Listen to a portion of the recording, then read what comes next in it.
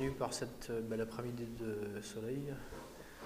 Alors que d'autres se bronzent la couenne, on va se faire une petite séance de PowerPoint. Alors, je vais présenter aujourd'hui, je vais faire ma présentation en deux parties. La première partie, ça va être l'éco-construction. La deuxième partie, ça sera plus spécifiquement la construction paille, parce que j'arrive difficilement à allier les deux. Il y a toujours des gens qui vont me dire oui, mais la paille, il n'y a pas de réno dedans, on ne connaît pas vraiment les principes généraux, donc on ne sait pas comment l'aborder, même si on a toutes les réponses techniques. Donc la deuxième partie sera les réponses techniques spécifiquement liées à la paille. La première, ça sera des orientations générales pour l'éco-construction. Alors c'est ce que vous voyez là, donc la première documentation. Alors ce n'est pas un cours détaillé sur toutes les techniques de construction écologique et possibles et imaginables.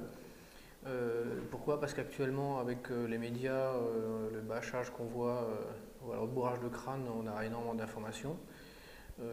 Donc je vais commencer par vous expliquer l'intérêt de la construction en bois, ensuite l'intérêt des techniques à faible coût d'énergie grise, et ainsi de suite. Je pense que maintenant les gens ont assimilé les principes de base. Par contre, ils restent toujours noyés dans toutes les possibilités que le monde commercial essaie de proposer ou imposer.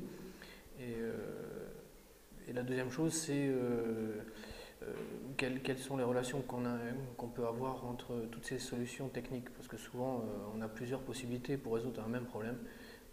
Quelle choisir? Donc ce que je vais donner, c'est plutôt un regard sur différentes choses, quelques lignes directrices, plutôt qu'un cours détaillé de techniques de construction ou de rénovation du bâtiment. Ça ne tiendrait pas en un week-end. Je pense qu'on n'aurait pas un aperçu simple, même superficiel des possibilités. Donc là, c'est vraiment un éclairage, on va dire, à ce jour, au vu de ce que mes clients, mon voisinage me fait comme remarque en général, parce que je suis architecte, c'est un regard sur ce qu'on voit, ce qu'on entend. Donc c'est aussi un retour aux fondamentaux.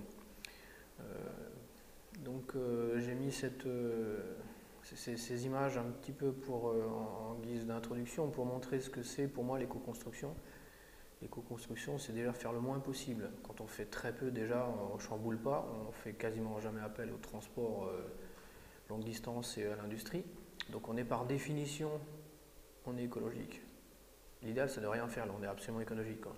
Mais quand on veut faire quelque chose et qu'on prend déjà de la ressource sur le terrain ou très très local, quand on transforme le moins possible, quand on n'a qu'un seul outil et pas 100 000 techniques, 100 000 outils, 100 000 procédés de collage, d'assemblage et ainsi de suite, on est par définition à très très haut rendement. Et pas très haut rendement financier, parce que si on regarde, malheureusement c'est l'inverse de ce qu'on nous prône, si on regarde ce qui est enseigné dans les écoles de commerce et de business en général, ce qui fait la richesse des pays, c'est le nombre d'intermédiaires.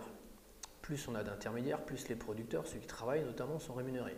Je ne sais pas de quel côté vous vous situez, vous, si vous êtes dans le côté banquier ou travailleur, parce que bon, les banquiers ne travaillent pas forcément. Pour moi, ce n'est pas un travail que je prends vraiment très au sérieux, contrairement à agriculteurs ou maçons ou autres. La pénibilité pour moi n'est pas du tout la même. Même s'il faut peut-être des deux, mais enfin bon, il y a une distorsion au niveau de la rémunération terrible. Plus on segmente et plus on met d'intermédiaires, en général, plus ça fait de richesse. Et pour moi, c'est le modèle inverse. Moins on a d'intermédiaires, plus on fait simple et plus on est efficace. Donc je me suis permis de prendre des photos qui ne sont pas forcément pertinentes. C'est simplement pour montrer dans quelle direction moi j'irais si je pouvais, chaque fois. Donc c'est pas forcément des modèles que moi je vous propose. Construire un escalier dans un tronc d'arbre massif de 2 mètres de diamètre, c'est pas tous les jours possible dans un lotissement surtout. Il faut déjà trouver l'arbre, ensuite quand vous le trouvez, vous n'avez pas intérêt à y toucher, quoi. Et même si vous savez, il vaut mieux le laisser comme ça. Mais bon, l'idée est comme ça, c'est qu'on cherche un degré d'efficacité extrême. Par définition, on vire tout ce qui est industriel et déchets. Donc c'est des solutions, moi, auxquelles j'essaie de faire appel, c'est des solutions sans déchets et sans industrie. Donc ça ne veut pas forcément dire pour autant qu'il faut vivre avec des cheveux longs jusque par terre et dormir dans l'étable au-dessus des vaches comme au Moyen-Âge. Ça peut être très efficace et très contemporain. Voilà, donc c'est pour ça que j'ai pris ces 4 images. Ces 4 images montrent aussi, je trouve, une esthétique certaine, du caractère, c'est peut-être pas votre esthétique, je ne sais pas si c'est mon esthétique non plus d'ailleurs, c'est, je pense, indéniablement des objets qui trahissent un talent, du goût de la part de ses créateurs et qui ne laissent pas insensible. Donc on n'aime pas forcément le bois brut, mais ce sont des objets qui ont été faits avec beaucoup de sensibilité par le maître d'œuvre, que ce soit des artisans ou des sculpteurs. Ça, moi, je m'en fiche, de toute façon, c'est un peu la même chose pour moi. Quand on est doué, on ne fait pas un truc, on fait une œuvre. Et donc là, on a des objets qui sont, on pourrait dire, ramassés par terre, avec des bouts de bois, des déchets, avec des trucs sans valeur. Et en fait, ce sont pour moi des catégories, ils rentrent dans la catégorie œuvre d'art. Pourtant, pratiquement tous ces objets sont pour moi des objets du quotidien.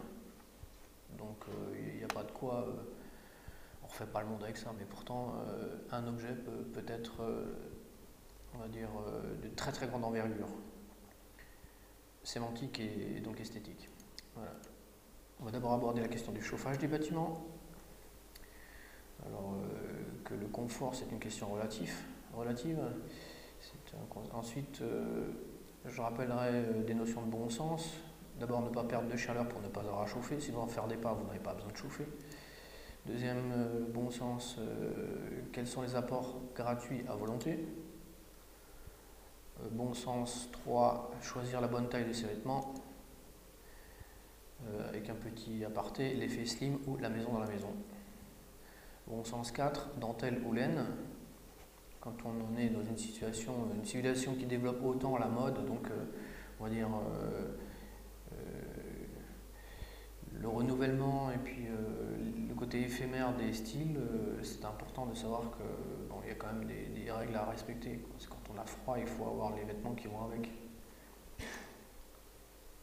Le dessous de la Loire, il faut savoir que thermiquement, il y a au-dessus de la Loire et en dessous de la Loire. Ce sont deux pays, on va dire deux climats différents.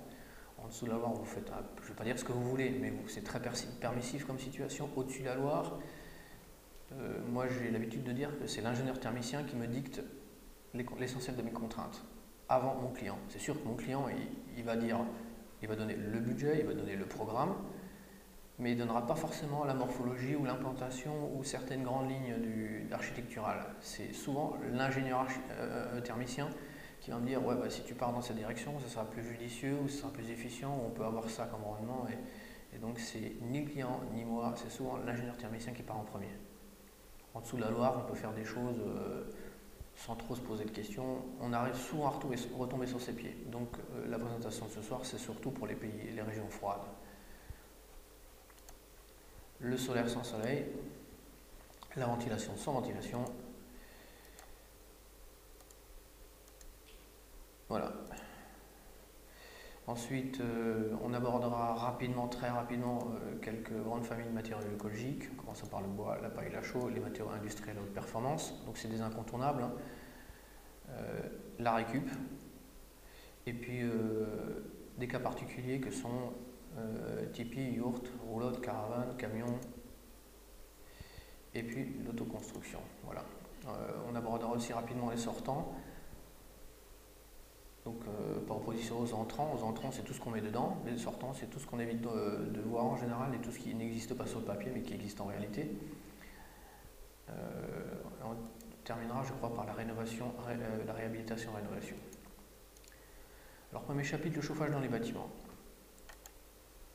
D'abord le confort, c'est une formule à deux composants, c'est 2 fois la température des parois pour 1 fois seulement la température de l'air. Donc ça veut clairement dire que ce qui prime dans la conception, c'est l'équilibre thermique des surfaces, donc les inerties, donc la chaleur que rayonnent ou ne rayonnent pas les parois. Tout le monde connaît maintenant depuis les années 70 les fameuses baies vitrées à effet parois froide en face desquelles on gelait, parce que d'abord c'était des très grands vitrages, souvent des monovitrages et pas des doubles vitrages, mais surtout parce qu'ils étaient en proportion extrême. Donc à l'époque du Corbu, on aimait bien faire des grandes transparences, des grandes perspectives, et puis les gens gelaient, quoi. On mettait tous les radiateurs au pied des baies vitrées et ça ne suffisait pas. Maintenant on a évolué, mais on en est toujours dans la même situation. Moi, je me souviens il y a 10 ans quand j'étais architecte en Allemagne, quand j'ai quitté l'Allemagne, il y avait une revue professionnelle qui était sortie, une revue d'architecte et qui tapait sur le poing et qui citait les exemples les plus selon moi, inadmissible, ou les prouesses les plus incroyables malgré elles dont était capable de l'architecture en Allemagne. Hein. Donc ici, c'était des très beaux bâtiments, irréprochables sur le plan de vue architectural, esthétique je veux dire, mais dans lesquels par exemple on atteignait des températures de 60-70 degrés couramment derrière les baies vitrées. Donc c'était des cages d'escalier, c'était des rampes, c'était des bureaux qui étaient climatisés mais à mort, quoi. À mort parce qu'on ne pouvait pas toucher les garde-corps, les bords de fenêtre, ça montait à 70 degrés. Quoi. Parce que bon, il y avait un survitrage énorme, malgré des brises de soleil, malgré plein de choses. C'était on va dire, l'architecte s'en foutait complètement des conséquences thermiques de la chose. Quoi. Donc 2 fois les températures, 2 fois une variable qui a 2 fois la valeur l'une par rapport à l'autre, dans les cas de la température des murs par rapport à l'air, c'est très important. C'est valable en surchauffe, vous avez l'impression de griller carrément en été, hein. On a souvent ça derrière des toits en tôle dans les usines, mais aussi en hiver, derrière des murs qui sont insuffisamment isolés. Et c'est beaucoup plus important de travailler la radiation, donc la température des parois, que la production elle-même de chaleur par des radiateurs ou autres. C'est ce qui vous donne un confort qui est largement plus stable. Vous n'êtes pas obligé de vous rapprocher chaque fois des radiateurs ou de vous éloigner des baies vitrées. Donc ça c'est très important. Et vous pouvez, petite parenthèse là, vous permettre d'abaisser les températures d'une manière très très significative de 5 à 6 voire 7 degrés quand vous avez une bonne homogénéité des températures de murs et verticale comme horizontale. Or, verticale c'est très important quand vous n'avez pas de stratification, c'est-à-dire que vous avez aussi chaud à la tête qu'aux pieds. Et d'autant plus que la plupart des gens, au moins les gens qui sont comme moi, ils sont collés au sol, ils sont pas collés au plafond. Quoi. Donc le froid il est toujours en bas, là où l'humain évolue, et donc d'avoir une très très bonne stabilité des murs, des températures des murs, des parois, c'est fondamental. Et la plupart des gens s'en foutent de ça, ils mettent la valeur d'isolation standard, et puis après on met un maximum de radiateurs, et puis c'est tout. En fait c'est l'inverse. On devrait travailler énormément l'épaisseur des murs, l'inertie des murs notamment, c'est-à-dire la capacité de restitution de la chaleur et le lissage des températures par les murs. Et le radiateur, c'est relativement secondaire. Voilà, c'est pas souvent fait. Ensuite, le confort thermique est très relatif parce que quand vous êtes jeune, comme beaucoup de gens dans cette salle, vous êtes très peu sensible aux écarts de température. Moi, j'ai travaillé, pour des raisons qui ne sont pas intéressantes ici, très longtemps dans des pièces à 10 degrés ou 15 degrés, des fois même 5 degrés, mais en tant que du travail administratif de bureau, hein, pas du bûcheronnage. Hein. Et je tenais tant que j'avais 15 à 25 ans. Et plus le temps avance, plus on avance dans le temps, plus on est sensible. Vous voyez, les mémés, c'est carrément 5 couches de pull, voire 7 couches de pull, et elles ont encore froid. Quoi. Donc il faut savoir intégrer cette évolution de la sensibilité avec l'âge, et pas concevoir des bâtiments uniquement à l'âge en général où on est jeune et se dire bon, bah, je tiens maintenant, je tiendrai toujours. C'est faux. Avec le temps, on devient beaucoup plus sensible. Sans parler des personnes qui sont, on va dire, malades, qui elles, de toute façon, ont un fonctionnement tout à fait différent. Ensuite, la température, c'est une question de culture. En Angleterre, les gens se satisfont d'une température moyenne de logement de 17 degrés. Je n'ai pas dit dans le rentrée ou dans la cave, j'ai dit dans le logement. Alors chez nous, quand vous dites ouais, il fait 17 degrés chez moi, les gens ne viennent pas. Enfin bon, c'est horrible, c'est insoutenable. Maintenant, je commence à me connaître. Je connais dans le cercle de gens que je côtoie déjà 3 familles qui vivent avec 17 degrés. On le sait parce que, par exemple, on lance des semis, par exemple, parmi mes amis, et ils me disent les semis ne prennent pas chez moi. La croissance des plantes se font, au moins pour les plantes qu'on cultive, au-delà de 17 degrés. Quand pendant 3 mois ça ne bouge pas, c'est qu'il fait moins de 17 degrés. Les gens ne racontent pas de bobards, quoi. Et qu'ils le mettent dans l'endroit le plus chaud. Hein. Donc il fait 17 ou moins. Et ça, c'est pas mal. Quoi.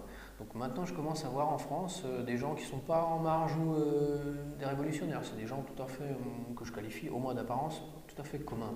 Donc des femmes, des familles mariées avec des enfants, des gens qui travaillent. Quoi. Ils n'ont pas de raison particulière de se comporter comme ça. Mais 19, 20, 21 degrés, c'est un gaspillage énorme d'énergie. Je crois que par degré de chaleur, par degré Celsius, on double la consommation énergétiquement en passif. Donc je crois que c'est à peu près doublé ou 35%. Quoi. Donc si une personne, quand on construit un bâtiment passif, en général on le conçoit pour 19 degrés. Si la personne, quand elle rentre, dit moi 19 degrés je m'en fous, je veux 20, il ne faut pas qu'elle s'étonne qu'elle multiplie par 2 sa consommation. Alors en passif, la consommation elle est très très faible, mais n'empêche que c'est pas bon. Il faut savoir donc revenir un peu et travailler cette notion de température minimum. C'est très très culturel. Les gens qui viennent de la Caraïbe ou d'Afrique du Nord ont encore une toute autre sensibilité. J'ai des amis qui venaient de la Caraïbe ou même du Brésil. Eux, quand ils venaient en France, c'était, je crois que c'était 25 degrés, 26 degrés. Hein. La plupart des gens ne tenaient pas dedans, même en hiver, en t-shirt, on était tout le temps sur le palier, il faisait beaucoup trop chaud dedans. Et pour eux, ils avaient froid. Donc ça, ce travail, c'est important. Voilà, les températures en France ressenties, souhaitées, idéales, jugées comme idéales par les gens, sont 18 degrés dans les pièces de nuit. Or, ce sont les surfaces les plus grandes. 20 degrés dans les pièces de jour, ce sont les surfaces les plus occupées, et 22 degrés dans les pièces de toilette, les surfaces les plus petites. Donc, qu'est-ce qu'on peut en tirer comme conclusion? 22 degrés ne pose aucun problème dans la mesure où c'est insignifiant. Toute petite surface, à la rigueur, on les surisole, ça coûte pas cher, on s'en fout. Les surfaces les plus grandes, c'est les locaux de nuit, 18 degrés. Comme c'est les plus grandes, c'est là où c'est le plus intéressant. Là, ça vaut vraiment le coup, en fait, dans ces surfaces, de séparer, donc de faire une partition jour-nuit. Et tout ce qui est nuit, on peut même encore le baisser, voir si on ne peut pas passer à 16 ou 17 ou même 15 degrés. Je pense que 15 degrés, c'est aucun problème dans les pièces de nuit. Et donc, du coup, 15 degrés en Alsace, ça vous permet pratiquement de faire des bâtiments non isolés. Ah bon, il y a les abrutis de la législation, là, Promotelec et les autres, qui vont dire comment ça, bâtiment pas isolé, c'est pas conforme aux lois. Moi, je m'en fous des lois. Je vous dis juste, ça a un sens. Les lois sont pas toujours faites pour économiser de l'énergie. C'est surtout fait pour vendre de la camelote et faire courir les gens dans la même direction. Et la direction, c'est la direction des grands groupes et des grands intérêts industriels. Là, ça, c'est pas mon propos ici. Je présente la chose de manière tout à fait rationnelle. Les plus grosses surfaces sont les surfaces sur lesquelles on peut le plus jouer au niveau de normes de température. Hein. Donc les locaux de nuit, c'est pour moi une piste de recherche très intéressante, c'est revenir un petit peu comme on faisait au début du siècle, c'est-à-dire avoir des locaux de nuit non chauffés, ou chauffés d'une manière très très faible, c'est-à-dire des locaux à très faible inertie, vous les chauffez juste quand vous allez au lit ou quelques minutes quand vous vous levez, donc il ne faut surtout pas mettre de béton, il faut tapisser ça avec des revêtements à faible émissivité, et ça c'est une piste très intéressante d'économie d'énergie. Et donc là vous avez déjà deux extrêmes, chauffer très très fort par exemple dans les locaux où vous êtes tout nu, ça a du sens, parce qu'ils sont très petits ces locaux, et puis parce que c'est peu de temps à la rigueur, et si vous les isolez beaucoup, ben, ça ne vous coûte pas très cher. Pas isolé du tout dans les locaux de nuit, sachant que c'est la moitié des logements, ça vous fait faire une énorme économie ça. Et les 20 degrés, donc là, les surfaces les plus occupées, bon là il n'y a rien à dire, les pièces de jour, elles ont une caractéristique, les pièces de jour, c'est qu'elles sont occupées, on va dire de manière le plus intensément, parce que c'est toute la famille qui va, elle travaille, il y a énormément d'activités, des fers, entre guillemets. Et là, ça vaut le coup de peut-être phaser dans le temps, parce qu'on est, je crois, un tiers du temps dans ces locaux, pas plus. Et donc là, ça vaut le coup, là aussi, de ne pas mettre d'inertie, de les monter rapidement en température et de couper tout dès que vous y êtes plus. Donc là, il y a des pistes d'économie d'énergie très intéressantes. C'est important pour moi de ne pas soumettre le logement, le lieu de travail, c'est pareil, hein, au même régime, un régime constant. C'est encore plus important si on n'a pas d'argent, c'est-à-dire si on est obligé de faire des choix. Si vous avez 50% de votre budget, ben, sachez que vous pouvez très bien hiérarchiser, dire je fais très bien les pièces de jour, les toilettes, et puis le reste, je ne fais pas. Conclusion, ne pas sous-estimer les performances techniques thermiques attendues. J'ai bien dit sous-estimer, hein, pas surestimer. Déparole des logements au détriment des autres caractéristiques. Ensuite, concentrer les efforts sur les locaux les plus exigeants. Salle de bain, séjour. Le reste, pour moi, ça n'a aucun intérêt de les isoler. Bon, quand on est jeune, en bonne santé, hein. Pour des gens qui sont alités tout le temps, c'est encore différent. Bon sens, hein. Ne pas perdre de chaleur pour ne pas avoir à chauffer. Alors, là, c'est... maintenant, on commence à faire du passif. Moi, depuis que je suis à mon compte, je fais du passif. Maintenant, ça fait assez longtemps. Mais déjà, il y a 15 ans, on le disait... on rate, quand on a chauffé un bâtiment, c'est qu'on l'a raté. Quand vous êtes obligé de mettre un radiateur dans le bâtiment, ne serait-ce qu'un radiateur, c'est que vous êtes planté quelque part. Il y a une grosse erreur. Pourquoi? Parce qu'en fait, on chauffe des bâtiments en passif uniquement avec leurs apports internes. Donc, qu'est-ce que c'est que les apports internes? C'est la chaleur produite par les gens. Une personne fait, suivant son âge, entre 100 et 200 watts par corps, pratiquement de jour et de nuit. Hein. Donc c'est assez intéressant. Si vous avez 6 personnes, vous avez déjà pratiquement 700-800 watts de chauffage. C'est déjà pas mal. Et ensuite, il y a tous les appareils, les ordinateurs, les lampes, le four, la machine à laver et d'autres équipements qui chauffent de manière relativement importante. Ensuite, il faut savoir que ne pas perdre de chaleur pour ne pas avoir à chauffer. Il faut savoir que, oui, ça c'est une réflexion que j'avais qui est un petit peu parallèle. Quand les gens me disent ouais mais ça ne coûte pas cher de chauffer, je consomme 7 stères ou 10 stères. Il faut savoir que dans une maison traditionnelle, le volume de bois de chauffage consommé actuellement correspond aux besoins qu'il faut pour construire une maison en bois. Donc pourquoi chaque année est-ce qu'on est obligé de brûler une maison en bois simplement pour en maintenir en température une seule? C'est quelque chose d'aberrant. Je trouve que c'est complètement idiot. Donc par définition, on essaye de ne pas jeter cette chaleur par la fenêtre, hein, puisqu'en fait vous n'en avez rien, elle fiche le camp par les fuites, et que ce soit les fuites d'air ou les fuites thermiques par convection. L'extérieur n'en a rien de ce chauffage. Tout ce qu'il faut, c'est simplement couper du bois à chaque fois pour remplacer et maintenir cet équilibre thermique. Ensuite, les combustibles écologiques impliquent une consommation importante d'énergie fossile polluante et de travail humain. Si on prend l'exemple du bois, pour faire une stère de bois, il faut 7 à 10 heures de travail par stère. On va dire qu'il faut pratiquement travailler une journée pour préparer 1 mètre cube de bois. C'est pas tout à fait 1 mètre cube d'un stère, mais c'est à peu près ça. C'est énorme. Pourquoi est-ce qu'on maintient ce gâchis de temps de travail? Là, je ne parle pas d'argent, je dis simplement pourquoi quelqu'un doit couper du bois sans arrêt alors qu'il suffit de fermer les fenêtres, on va dire, et d'isoler correctement et la chaleur reste dedans.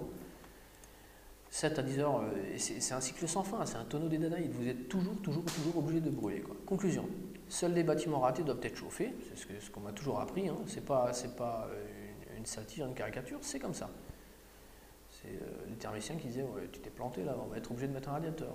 Sous-entendu, on va l'air con là, on a perdu notre crédibilité. Second point, les matériaux et bois.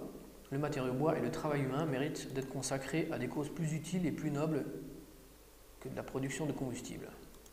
Je trouve que moi, on peut avoir mieux à faire, même si c'est vrai que ça détend, ça permet de maintenir en forme. Je trouve que l'humain a mieux à faire que de couper du bois ou casser des cailloux. Pour moi, c'est le même niveau.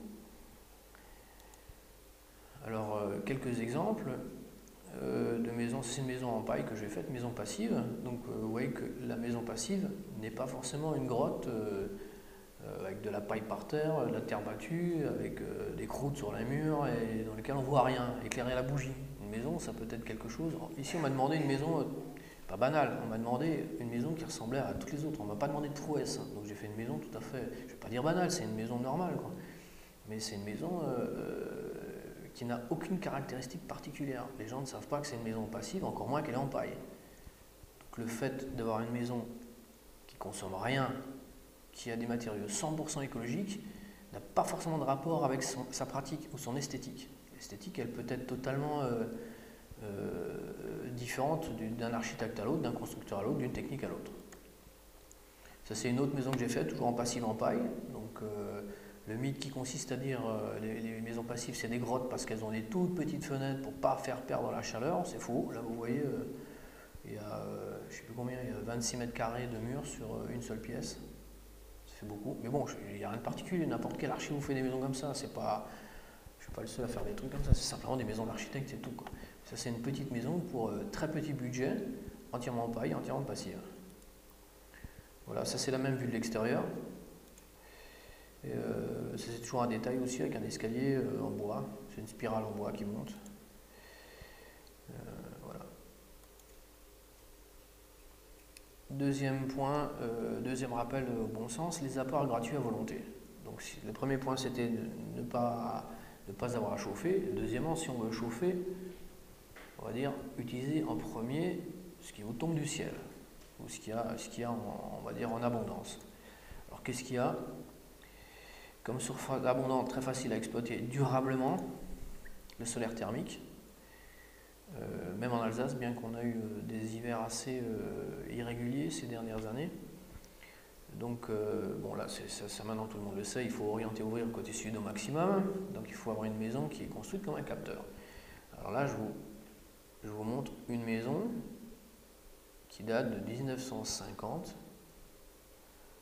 quasiment sans aucune isolation, qui est faite comme un capteur solaire, c'est un quart de cercle qui commence à capter à 100% à 10 heures et à 100% à 15 heures.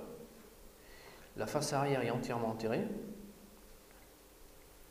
et le côté déperditif côté sud est largement compensé par les surfaces de stockage en roche naturelle côté intérieur. Donc c'est un capteur solaire, c'est pas une maison, hein. Moi j'appelle ça un capteur solaire, c'est tout. En tant qu'architecte, l'architecte a parfaitement répondu à la contrainte, c'est une maison habitable, on peut dormir, manger, coucher dedans, recevoir des gens. Elle répond à sa fonction, mais elle est 100% dessinée comme un capteur solaire. Et les fenêtres sont en bois et c'est du caillou, c'est une dalle béton. L'intérieur est comme ça, donc on le voit. C'est une mezzanine de 2 étages en plus, hein, donc c'est pas. Bon, l'architecte est connu, c'est Frank Lloyd Wright. C'est un de mes maîtres. Hein, je pense que c'est un des plus grands architectes de cette époque-là. Donc c'est un virtuose de la forme et le fait qu'on lui demande une maison solaire lui a posé aucun problème. Lui, il a simplement regardé le soleil, il a regardé les courbes, il a dit on va faire une maison comme ça. Elle perd rien par le derrière, elle prend tout par le devant, elle stocke un maximum pour tenir la nuit, le reste on s'en fout. Voilà, je trouve qu'elle est très très belle et elle date de 1943. Voilà, donc là aussi c'est du réchauffé. On peut faire la même version existe par un architecte allemand ou suisse je crois. Une maison entièrement blanche, extrêmement élégante, très très très belle. Hein, donc pratiquement 80 ans après, elle a été réinterprétée. Hein. On la reconnaît pas du tout, mais c'est le même principe, quart de cercle, fermeture arrière, ouverture avant. Et c'est éloquent comme image. Mais donc c'est simplement une figure de style qui vous montre une réponse pertinente à la question des apports solaires.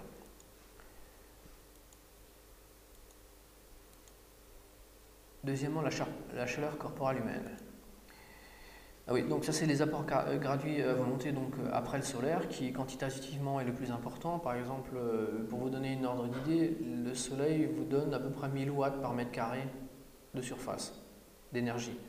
Alors c'est sûr qu'il y a une perte énorme de rendement à travers les baies vitrées. Ensuite il y a une seconde perte parce qu'on ne capte pas toutes les énergies. Hein, c'est surtout les infrarouges qui nous intéressent, le reste on l'a pas. Mais si vous dites qu'il y a 500 watts par mètre carré qui arrivent, si vous mettez une baie vitrée de 10 mètres carrés, ce qui est facile, hein. Moi j'arrive très, très rapidement à 10 mètres carrés dans une pièce de vitrage, hein. Mais comme tous les archis. C'est pas une difficulté pour nous de survitrer, de faire rentrer la lumière dans les maisons, hein. C'est plutôt un défaut, quoi. Donc vous arrivez rapidement à avoir 5000, voire 8000, voire 10 000 watts de chauffage par pièce, côté sud. C'est énorme. Pour ne pas arriver à stocker cette énergie et l'utiliser sur après 2-3 jours, il faut vraiment être un manchot, vraiment. Donc 10 000, on va dire entre 5 000 et 10 000 watts par pièce, comparé à la deuxième source de chaleur qui par personne vous donne 100 watts, on va dire, vous voyez le rapport, quoi. On a intérêt à se concentrer d'abord sur la chaleur solaire. C'est là où on gagne énormément. Surtout qu'en Alsace, on a une caractéristique, c'est qu'on a des hivers relativement ensoleillés, sauf l'hiver 2008-2009, où on a eu 2 jours de soleil pendant tout l'hiver, je crois. Là, c'était une catastrophe, c'était l'inverse. Mais en Alsace, on a traditionnellement des hivers très ensoleillés. Or, c'est l'hiver qu'on a besoin de chaleur. Si on sait se protéger du soleil en été, il n'y a aucun problème à faire des bâtiments qui sont dessinés comme des capteurs solaires. Donc là, on voit bien, premièrement, c'est le solaire qui est le plus intéressant et le plus puissant. C'est potentiellement la plus grosse source. Deuxièmement, la chaleur humaine. La chaleur humaine, je vous ai dit, c'est à peu près 10 fois, 20 fois moins. Donc là, il ne faut pas baser... Mais bon, on le fait à Fribourg, il y a un bâtiment qui est passif et entièrement en or. Donc lui, il n'a rien du tout comme apport solaire. Il n'a quasiment rien comme fenêtre. Moi, j'appelle ça des meurtrières. Il a des toutes petites fenêtres. Comme il n'a pas d'apport, lui, il se blinde au niveau des perditions. Donc, habiter dans un appartement qui est avec des toutes petites fenêtres, moi, ça ne me dit pas. Il faut faire son choix. Si les gens qui sont dedans sont contents, ça va. Moi, je connais des gens qui ne supportent pas du tout la lumière, les UV, qui cherchent que des appartements d'or. Donc, pour ces gens-là, c'est très bien. Moi, je suis sur un autre rayon et j'utilise le solaire au maximum. Donc, après la chaleur corporelle, on a les appareillages. Là, vu l'intermittence, c'est encore plus faible. Et les eaux grises. Les eaux grises chaudes. Donc, qu'est-ce que c'est les eaux grises? Parmi toutes les eaux qu'on relâche, il y a les eaux vannes et les eaux grises. Les eaux vannes, c'est les toilettes, il n'y a pas de chaleur à restituer dedans. Et s'il y en avait, ce serait tellement peu et tellement intermittent qu'on n'y arriverait pas. Et surtout, il y a un énorme risque de contamination bactériologique. Donc on ne joue pas à ça, on récupère la chaleur sur les eaux qui sont en volume beaucoup plus important Et moins risqué, c'est les eaux grises. Donc c'est les eaux de douche, les eaux de lavage de machine ou les eaux de lavage d'évier. Et moi je mets des récupérateurs de chaleur depuis le début, donc depuis plus de 10 ans. À l'époque c'était strictement interdit. Strictement interdit. Maintenant on a autorisation de les importer. Et ces appareils viennent du Canada, c'est des coaxiaux comme ça, comme sur la photo, en cuivre. Donc, et au Canada, c'est subventionné à 50% par l'État. En France, comme on est très très fort en nucléaire, on n'a aucun intérêt à récupérer la chaleur. Plus on la jette par la fenêtre, mieux c'est. Donc c'est strictement interdit. Et si on le laisse, ben, on ne va certainement pas l'aider, ce genre de solution de récupération de chaleur. Bon, ça permet jusqu'à 60% de récupération de la chaleur. C'est vrai que ce n'est pas 60% de la chaleur sortie chaudière. Il y a la perte en ligne, après il y a la perte par évaporation dans la douche, après il y a l'absorption du corps humain, après il y a l'absorption des parois, et sur ce qui reste, vous récupérez 60%. Mais ça vous permet, dans une douche, d'avoir une injection d'eau froide, en hiver par exemple, qui rentre à 5 ou 10 degrés, qui est injectée à 15 ou 20 degrés. C'est énorme. À tel point que très souvent l'hiver, j'ai du mal à trouver de l'eau froide dans la maison. Parce que je récupère de la chaleur, chez moi j'ai ça, je récupère de la chaleur sur toutes les conduites, et je réinjecte ça dans le circuit. Et très souvent, pour laver une salade, parce que les salades n'aiment pas être lavées à l'eau tiède ou chaude, eh ben, j'ai du mal.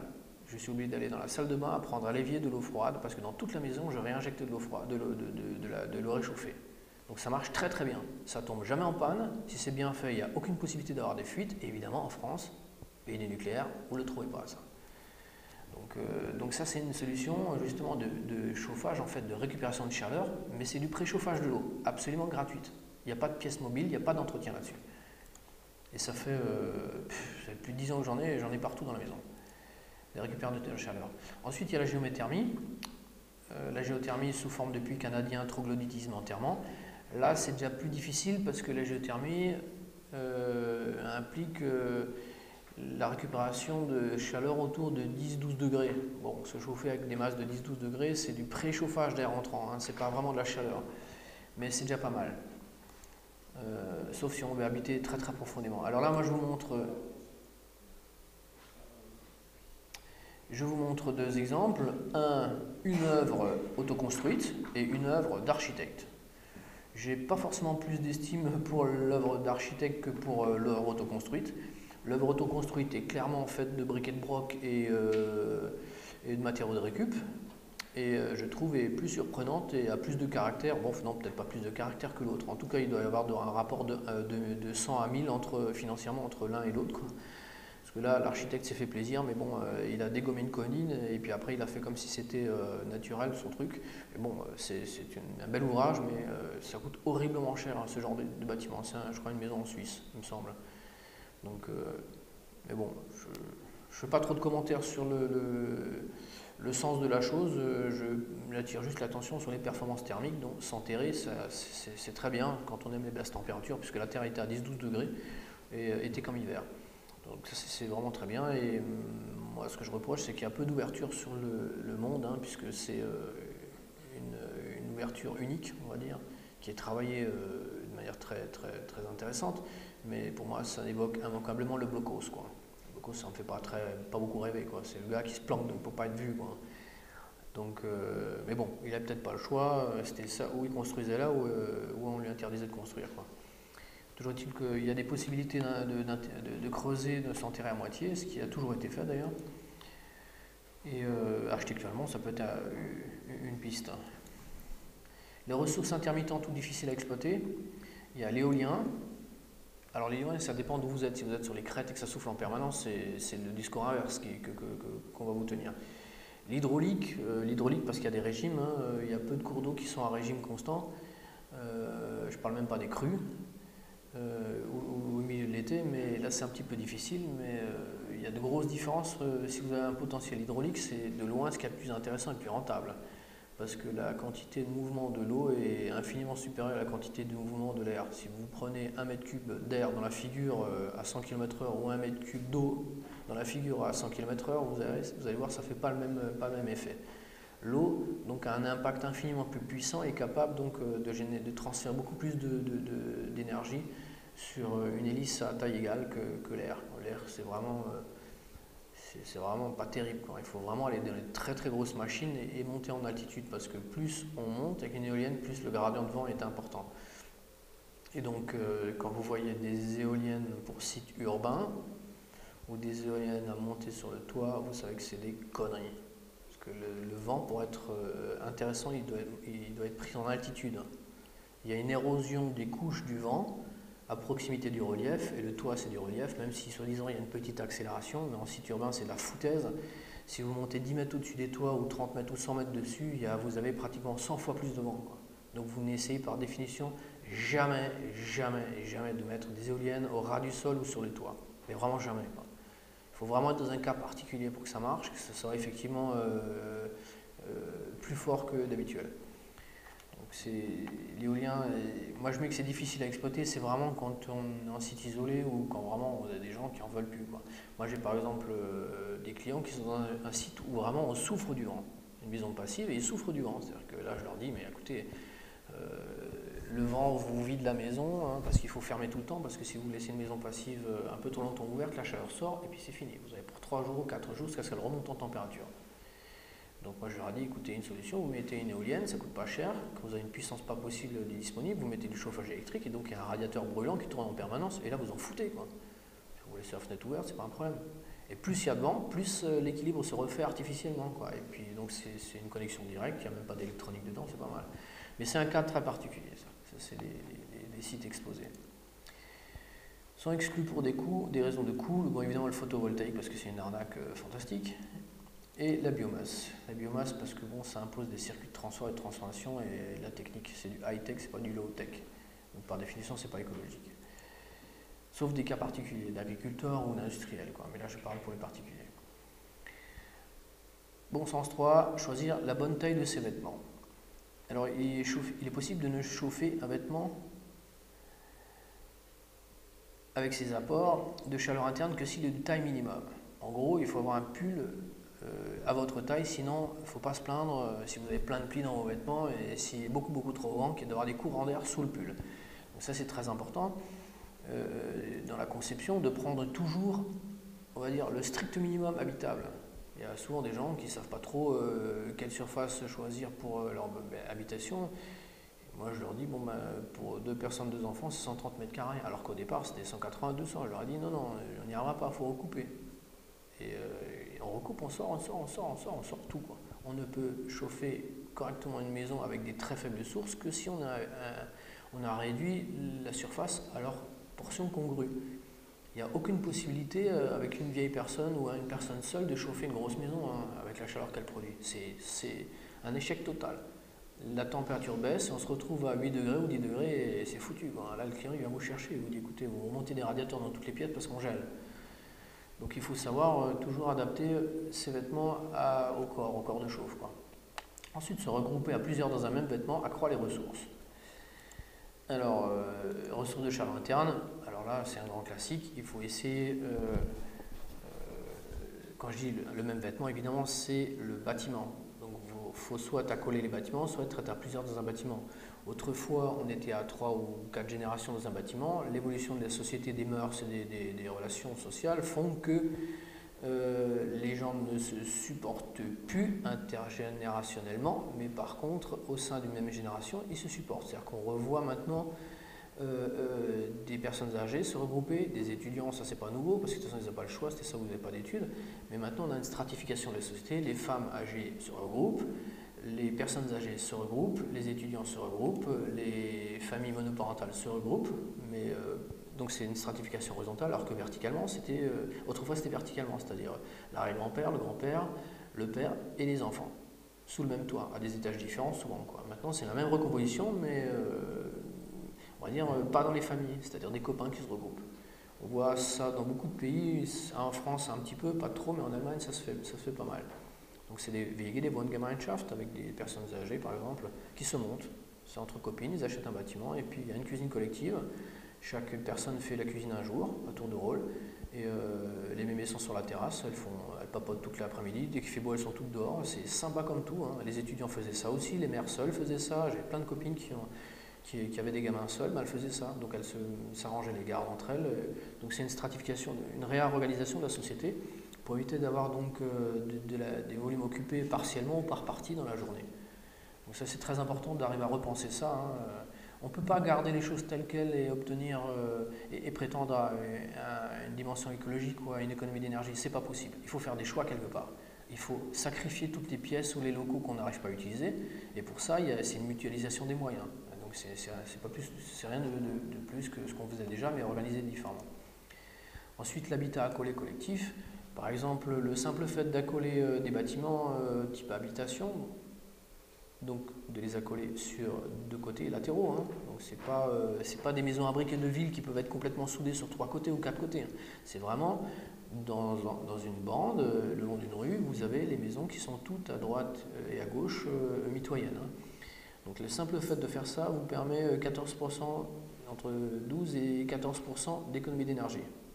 C'est quand même énorme, en faisant rien, quoi. C'est soit des économies d'énergie, soit des pertitifs, soit des besoins de chauffage d'autant réduits, quoi. C'est très important on va dire de jouer à touche-touche, quoi, hein, dès qu'on peut, quoi. Conclusion, limiter la partie chauffée au cœur du bâtiment. On en avait déjà parlé avant, hein, de dire que les parties qui valent le coup d'être chauffées sont heureusement et par hasard que les parties les plus réduites. Ça c'est déjà très bien. La deuxième chose, c'est cette partie réduite là qui doit être vraiment travaillée, même au niveau du programme, c'est-à-dire voir si on ne peut pas se mettre à plusieurs et autres, hein. Donc ça c'est important. Situer à proximité de ressources de chaleur et des activités vitales. Donc il faut regrouper le stockage de chaleur, le ballon d'eau chaude par exemple, la chaufferie si vous avez une chaufferie, les zones de vie. Donc il faut regrouper toutes les zones de vie entre elles, hein, et pas essayer de les disperser. Voilà. Ensuite, les modèles slim ou maison dans la maison ultra compacts peuvent être aussi une solution très intéressante. C'est quoi le modèle slim? Vous n'avez pas d'enfants, hein? À mon âge, ils sont partis. Ils sont partis, ouais. Alors, les pantalons slim, c'est des pantalons, je ne vais pas être vulgaire, mais qui moulent tout. C'est des pantalons super serrés, quoi. Voilà, et donc qui collent, voilà, qui vous comme coincés, hein.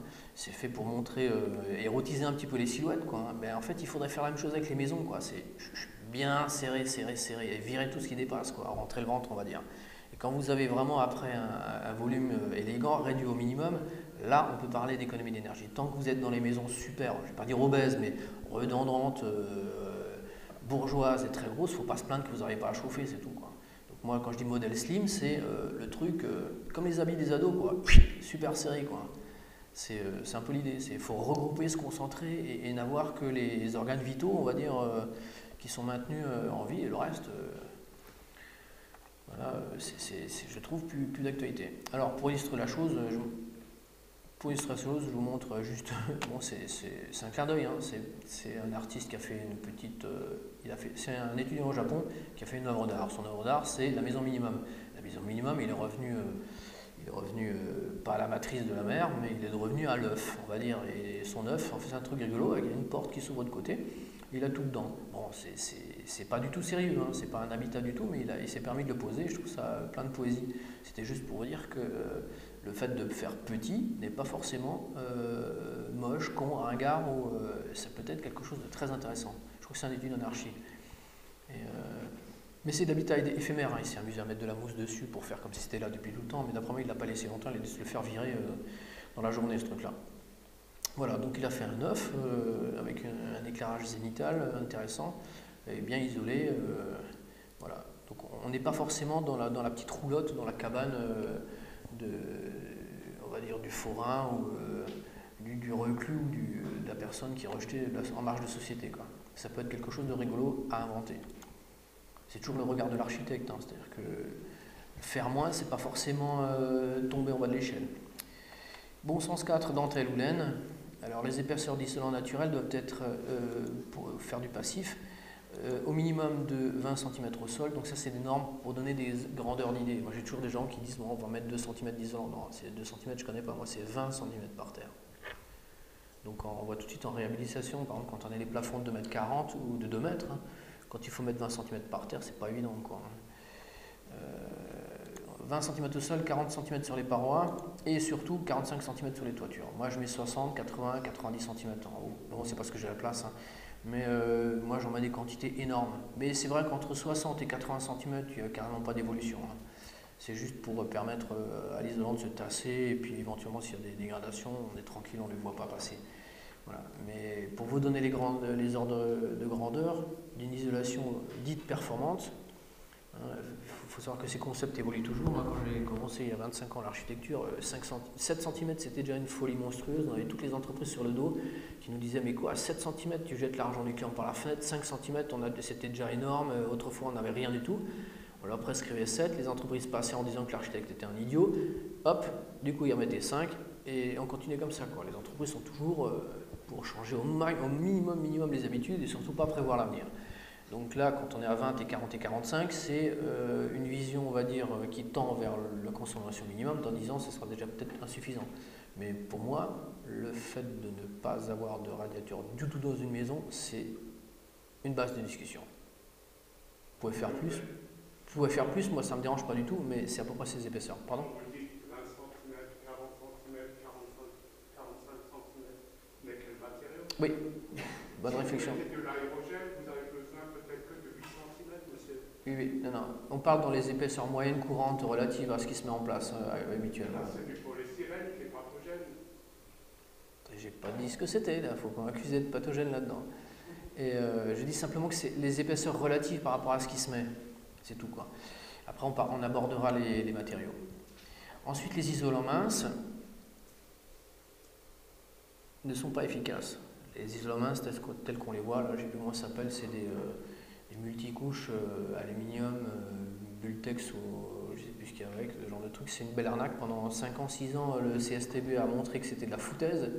Et un jour, ils sont arrivés à soudoyer les petits copains au gouvernement, et hop, c'est passé en matériaux isolants, quoi. Alors que tout le monde sait que c'est n'importe quoi, ça crée des sinistres assez importants. D'ailleurs, en Suisse, en Allemagne, c'est interdit dans beaucoup de cas de figure, on n'a pas le droit de les poser.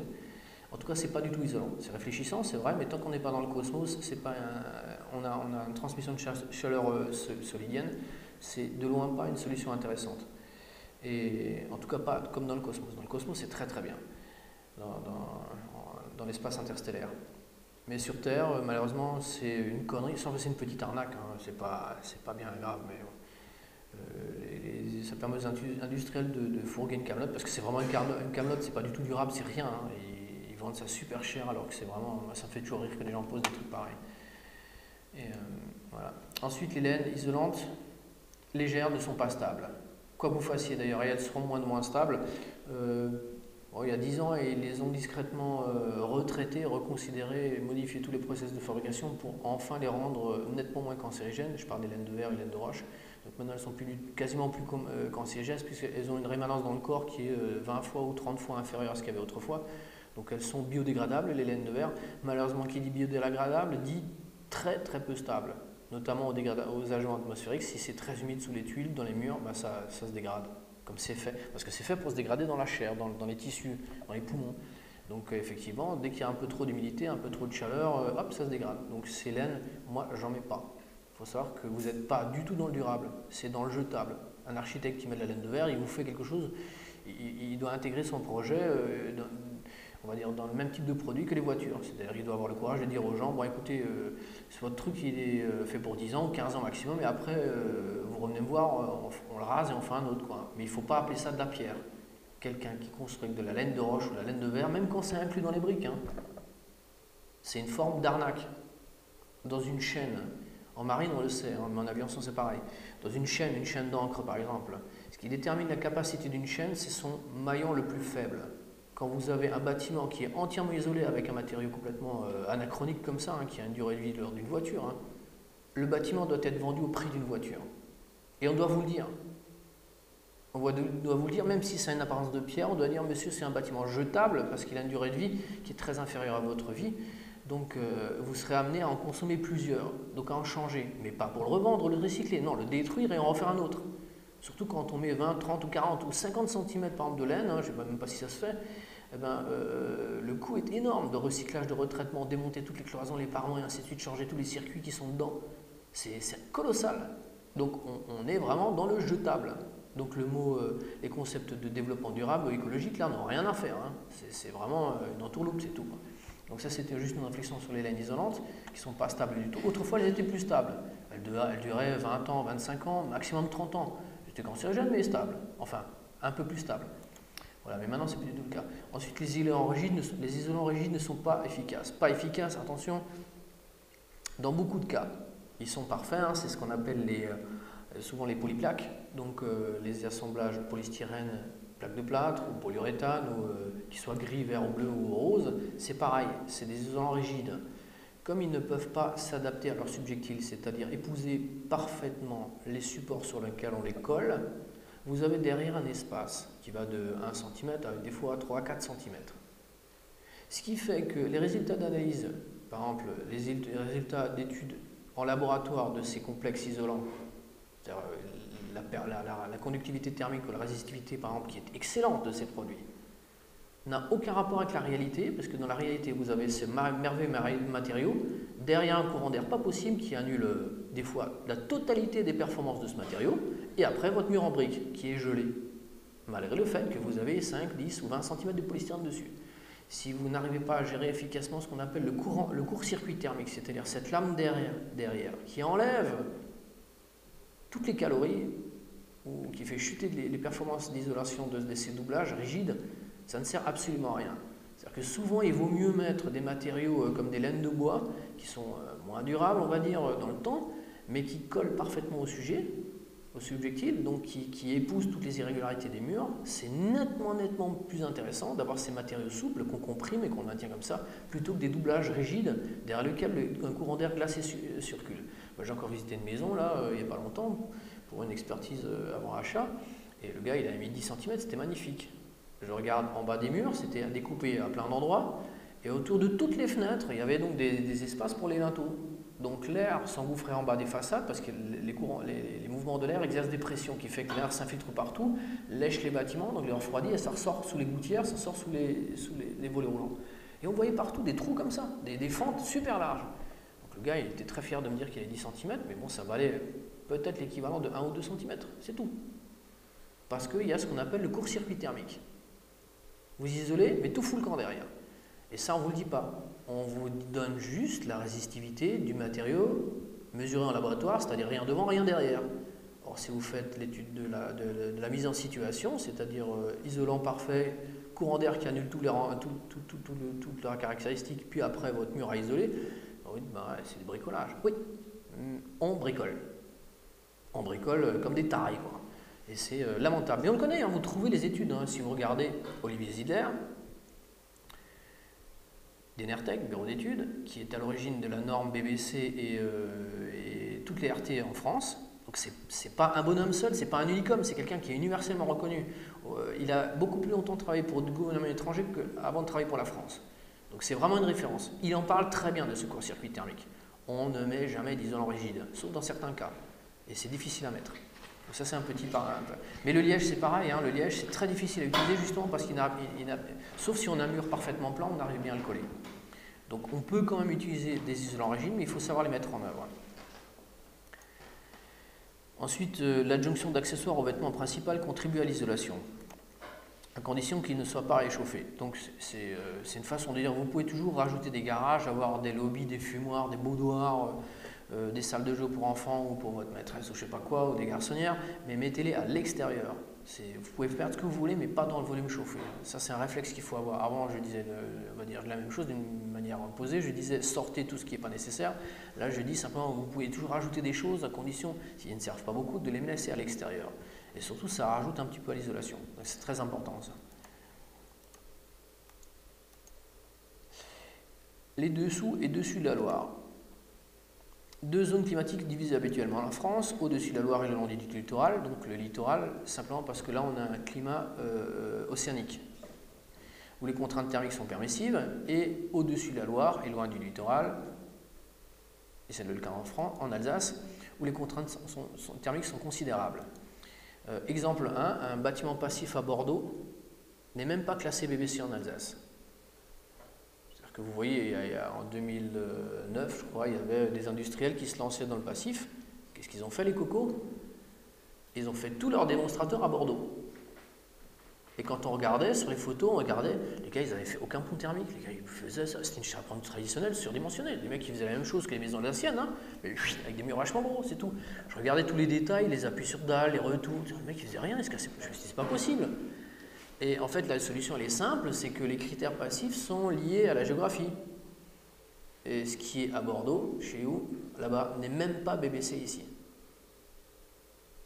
Donc quand vous regardez, et donc ces constructeurs s'établissent à Bordeaux et importent leur truc ici. Ils disent, ouais, on sait faire depuis 5 ans. Non, non, il faut avoir fait un démonstrateur ici, l'avoir mesuré et après on regarde ce que ça donne, quoi. C'est vraiment autre chose. Donc il faut savoir qu'on n'est pas tous au même régime. Hein. Et à raison, hein, il n'y a aucune raison de faire en Corse, par exemple, en Méditerranée, des bâtiments comme on fait en Alsace, ça ne fonctionne pas du tout et c'est jeter l'argent par la fenêtre.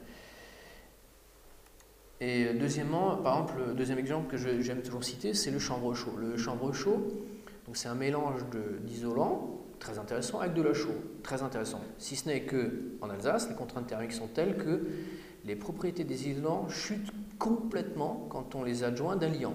Donc un isolant doit être utilisé pur. À partir du moment où vous lui mettez de la purée, de la colle ou du plâtre ou n'importe quoi, c'est plus considéré comme isolant.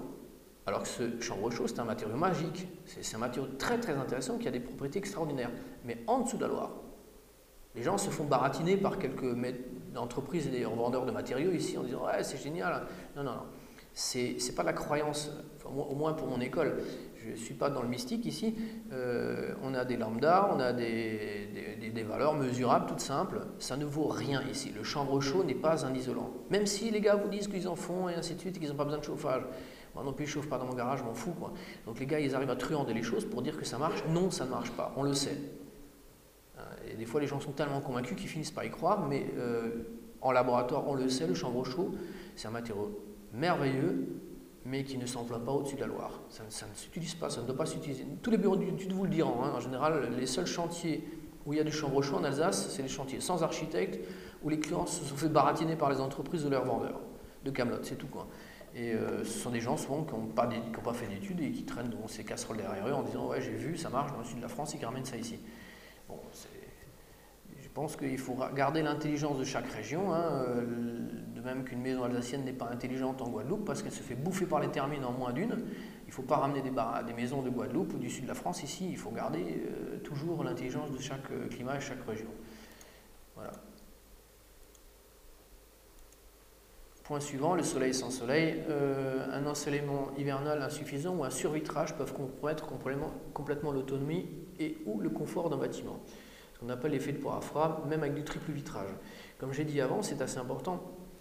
La température des parois agit à une action double de celle de la température de l'air. Vous voyez très bien que si vous avez survitré votre bâtiment, et comme c'était le cas par exemple en 2008 et 2009, qu'il n'y a aucun soleil, là vous allez avoir un retour des clients qui va vous dire la maison est inconfortable. Oui, sauf que la plupart du temps en hiver on a beaucoup de soleil derrière les baies vitrées. Je peux vous dire qu'on est torse nu en hiver dans une maison passive, en Alsace. Parce que ça chauffe vraiment, quoi. Et moi le bureau d'études m'avait dit, tu seras en surchauffe en plein hiver, même pas moins 15. Effectivement on l'a vérifié. Donc il faut savoir simplement que le corollaire de ceci, si vous survitrez, c'est-à-dire si vous en mettez vraiment trop, côté nord par exemple, ou qu'il n'y a pas de soleil, vous aurez un problème de confort. Mais bon, pour moi c'est secondaire ce problème. Mais il faut mieux le savoir. Même si on met du triple vitrage. Alors, ça implique, si on veut quand même le faire, parce que le geste architectural est merveilleux, parce que le client vous casse les pieds, qu'il a vu ça dans une revue ou je ne sais pas quoi, vous pouvez le faire, mais il faut compenser. Donc, il faut mettre des corps de chauffe en infrarouge, donc c'est des radiateurs thermiques ou électriques, hein, qui sont tout petits et qui vous émettent un tout petit peu d'infrarouge. Ça permet de compenser la chose. Voilà. Je ne sais pas ce que viennent faire les signes chinois, c'est intéressant, mais c'est un problème de logiciel. Hein. Voilà. Et l'élévation nécessaire à la température de l'air de plus de 3 degrés ou 4 degrés est l'autre réponse si vous avez ces problèmes de survitrage. C'est-à-dire que si vous ne passez pas par ces radiateurs infrarouges, il vous faut augmenter la température de l'air de 3 ou 4 degrés, ce qui peut multiplier par 2 ou par 3 la consommation du bâtiment. Donc ça c'est très important, hein, c'est un petit détail. Le soleil c'est bien de jouer avec, mais il faut prévenir les clients. Limiter les surfaces, moi j'habite dans un bâtiment comme ça, je peux vous dire que jamais je ferai un bâtiment conventionnel, quoi. C'est tellement agréable dans une cathédrale de lumière, d'avoir énormément de plantes vertes, de pouvoir ouvrir des grandes surfaces en été, de sentir le courant d'air un petit peu, de l'air chaud, les premiers rayons de soleil du printemps, et puis d'entendre comme si on était dehors le chant des oiseaux, c'est quelque chose de merveilleux, même au centre-ville. Et donc pour moi c'est un compromis que j'accepte et qui me va bien. Mais c'est vrai que la nuit tombée en hiver, on sent un petit peu le déficit en infrarouge.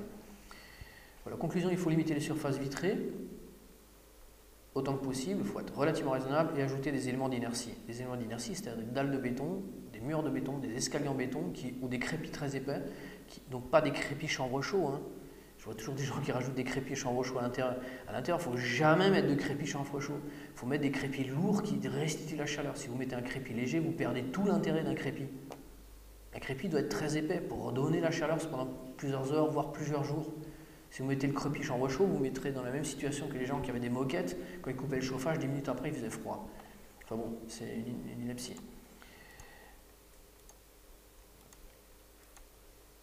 La ventilation sans ventilation, alors là c'est de nouveau un aparté, de nouveau. Alors, la ventilation naturelle des bâtiments passifs ou autres n'est pas nécessaire sous certaines conditions. Là, il manque un mot. Est possible sous certaines conditions. Premièrement, ne pas avoir de source de pollution ou à risque. Donc, il faut très bien contrôler la qualité de ces revêtements intérieurs. Quand vous avez, par exemple, des sols PVC, moquettes, sols PVC de n'importe quel type, des revêtements formica sur les meubles, des peintures plastiques, voire encore des meubles en plastique, c'est même pas la peine de parler d'écologie ou d'absence de ventilation. Vous avez intérêt à ventiler au maximum parce que l'air sera toujours nettement plus pollué dans votre logement qu'à l'extérieur. Même si vous êtes au bord du périphérique à Strasbourg ou à Paris. La pollution maximum vient de l'intérieur du logement, justement à cause de ces revêtements plastiques. Donc la première question, c'est ça, est-ce que vous avez vraiment un air qui n'est pas trop chargé en COV? Donc pour ça, si vous habitez dans un logement ancien, c'est-à-dire parquet en bois, pas verni avec un vernis polyuréthane par exemple, mais huilé au ciré, des murs en plâtre avec une tapisserie papier, un plafond en plâtre, là vous avez toutes les chances d'avoir un intérieur relativement correct. Mais si vous êtes dans un habitat moderne, faites pas un promoteur, là vous êtes mal parti, quoi. Ensuite, disposer d'un volume intérieur suffisant par rapport à occupant. Ça c'est très important. Hein. Si vous êtes à 4 ou 5 ou une famille entière dans une pièce, vous allez voir, même après 10 minutes, ça commence à moufter un peu, ça sent la salle de sport, surtout si vous avez des gosses. Il n'y a rien à faire, c'est comme ça, c'est tout. On sent le côté un peu animal de l'humain. Et donc, le seul moyen de résoudre ça, c'est en général de laisser toutes les portes ouvertes. Ça marche pour toutes, évidemment, sauf les WC. Mais ça marche relativement bien. Les WC, on n'y passe pas beaucoup de temps, malheureusement. Enfin, malheureusement, donc c'est une façon de ne pas en parler. Mais les chambres, là où les enfants jouent très longtemps, le bureau, la cuisine, vous pouvez très très bien laisser les portes tout le temps ouvertes. Et ça se fait, hein, ça se fait. Je parle des immeubles modernes, étanches. Je ne parle pas des anciens bâtiments, ceux-là qui avaient plein de fuites, il n'y a pas de problème à avoir de pas avoir de ventilation. Je parle des bâtiments qui souffrent de très très grosses pathologies par manque de ventilation. Ces bâtiments, quand ils sont bien faits, n'ont pas besoin de ventilation. S'ils sont mal faits, parce qu'il y a des ponts thermiques partout, que ça condense à mort et que ça moisit, même quand il y a une ventilation, j'en parle pas de ça. C'est un problème de maîtrise d'œuvre, de conception, soit de l'entreprise, soit de l'archi n'a pas fait son boulot, ou l'ingénieur, ou je ne sais pas qui, que je ne vais pas incriminer ici, mais il y a un problème. Donc je parle des solutions, il n'y a pas de problème. Hein, je rappelle que plus on a isolé, plus on a de problèmes. Mais on a tiré des règles professionnelles qui ont expliqué comment isoler sans créer de pathologie dans le bâtiment. Et je pars du principe que quand on a bien fait son travail, on n'a pas ces problèmes. Si on n'a pas ces problèmes, je l'affirme haut et fort, mais je ne suis pas le seul, il n'est absolument pas nécessaire de ventiler si on respecte quelques règles. Donc la première, c'était les pollutions de CO2. La deuxième, c'est le volume intérieur suffisant. Donc ce n'est pas des très petits appartements, hein. Plus l'appartement est gros, plus c'est confortable. Troisième élément, comme j'ai dit, laisser les portes intérieures ouvertes lorsque les locaux ne sont pas occupés. Donc c'est façon de dire, même si ça ne vous plaît pas, laissez les portes quand vous n'y êtes pas. Et surtout, si le bâtiment est très étanche, comme la plupart des bâtiments modernes, on ventile dès que possible. Donc on ventile la nuit si on est à la campagne par exemple, toute la nuit on laisse ouvert en été. En hiver, c'est 5 minutes, 10 minutes, une fois quand on rentre, avant que les enfants arrivent, on ouvre bien, on referme, la température se stabilise et puis ça va. Les gens arrivent, ils ont de l'air frais, et puis après on laisse se dégrader un petit peu, mais ça passe. En Allemagne, c'est ce qu'on appelle le Kurzlüften. En Allemagne, ils n'ont pas de ventilation. Pendant longtemps, ils n'avaient pas de ventilation. Et ça les faisait bien rire d'ailleurs, les ventilations qu'on a en France avec les piles, là, comment est-ce qu'ils appellent ça, les ventilations qui marchent avec les piles dans les bouches, c'est la ventilation.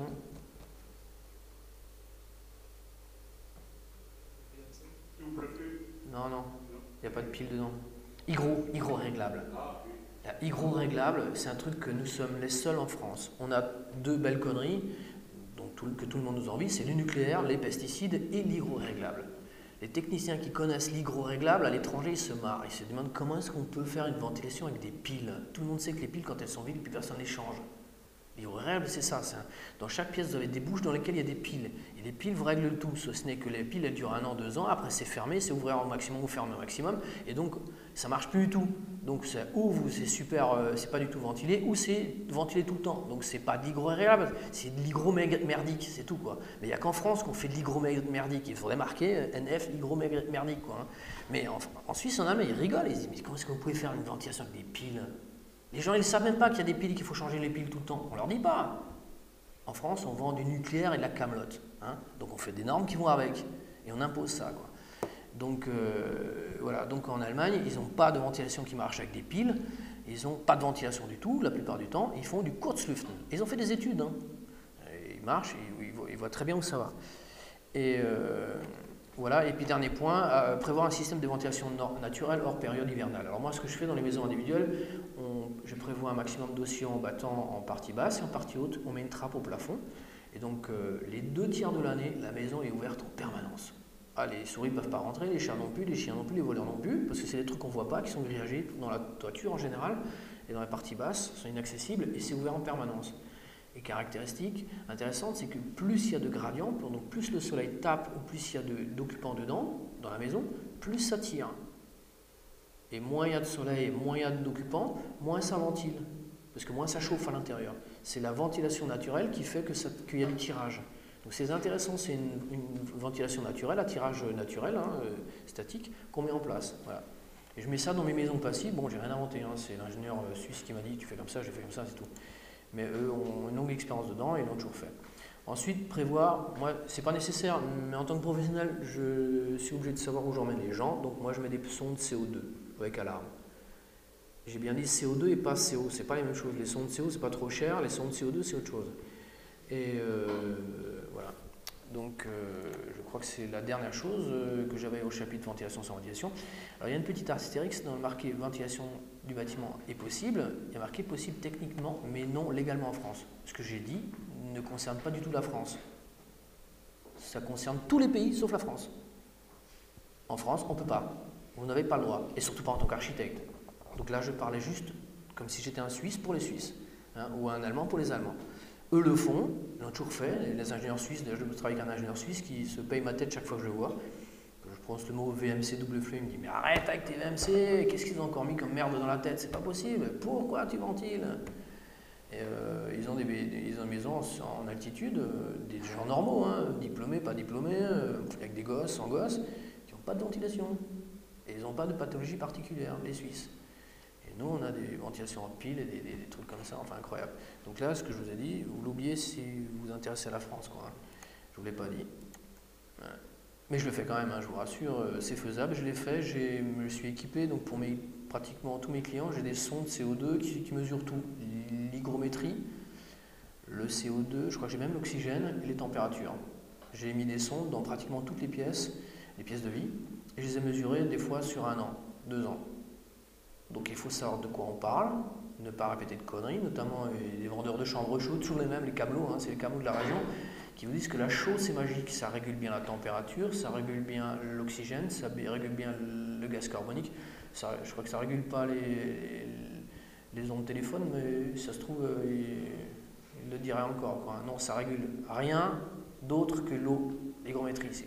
La chaux régule extrêmement bien les transferts hygrométriques de vapeur d'eau, mais pas du tout le gaz carbonique ni l'oxygène. C'est de la foutaise qu'ils disent, quoi. Donc il faut parler de ce qu'on connaît et être capable de de le mesurer, de le vérifier. Donc moi, en tant qu'architecte, j'équipe au moins mes bâtiments les premières années de sondes et qu'on vérifie la chose. Si ça se passe mal, il faut avoir prévu un plan B avec une ventilation. En général, c'est pas trop difficile d'en poser. Une ventilation double flux, évidemment, pas une ventilation à pile. On aborde maintenant au chapitre suivant les matériaux écologiques, le bois. Alors là, ça va être un peu plus rapide. C'est des choses plus simples, mais c'est, je crois, des rappels quand même intéressants.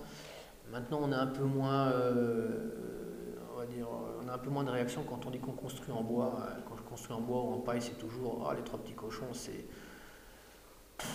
fait combien 10 ans que je fais ça et j'ai ça tout le temps, quoi. C'est comme la blague à Toto derrière l'église, quoi. C'est vraiment lourd, quoi. Mais bon, s'il faut passer par là, on passe par là. Donc le bois maintenant, c'est communément admis. C'est un élément extrêmement structurant, mais aussi isolant. C'est quand même très important de le savoir. Isolant dans la structure, mais sous sa forme de laine de bois aussi. Il est façonnable.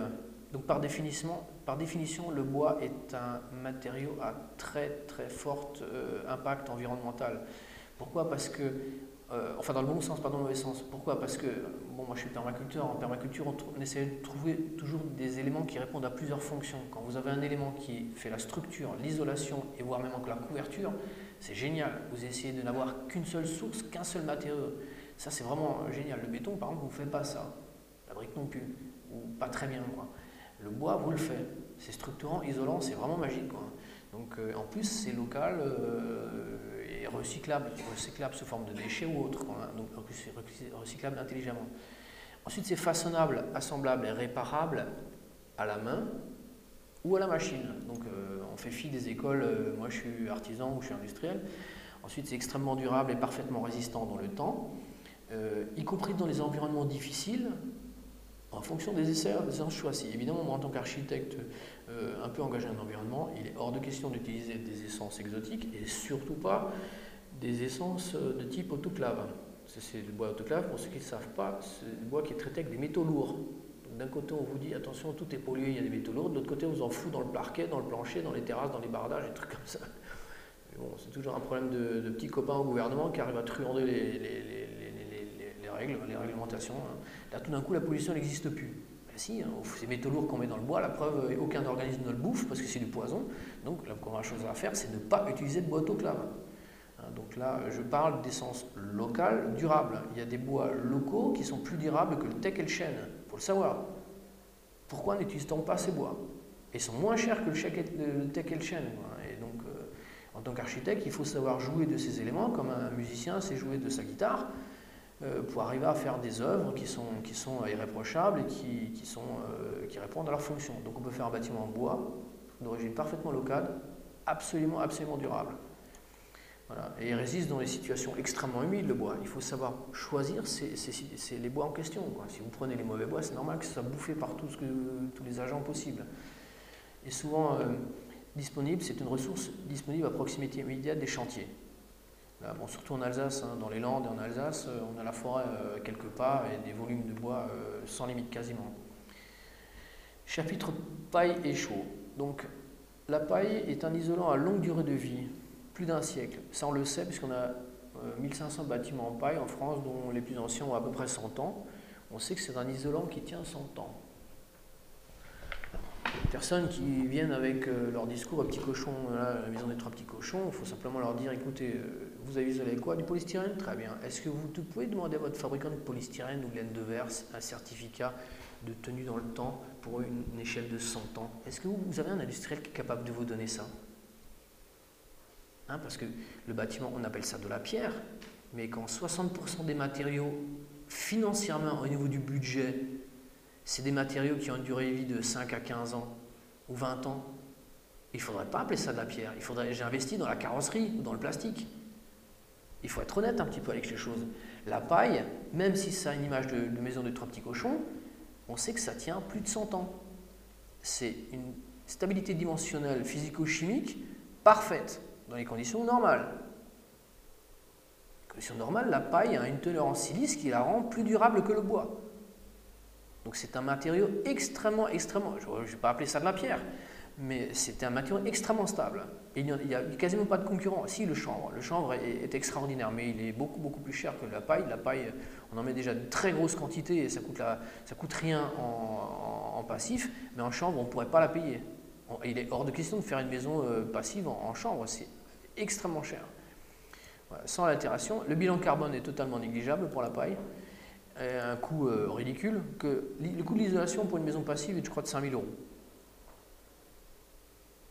5 000 euros. C'est même pas le prix de la cuisine. Pour une maison passive, hein, une grosse maison avec des murs de 80 ou 1 mètre d'épaisseur.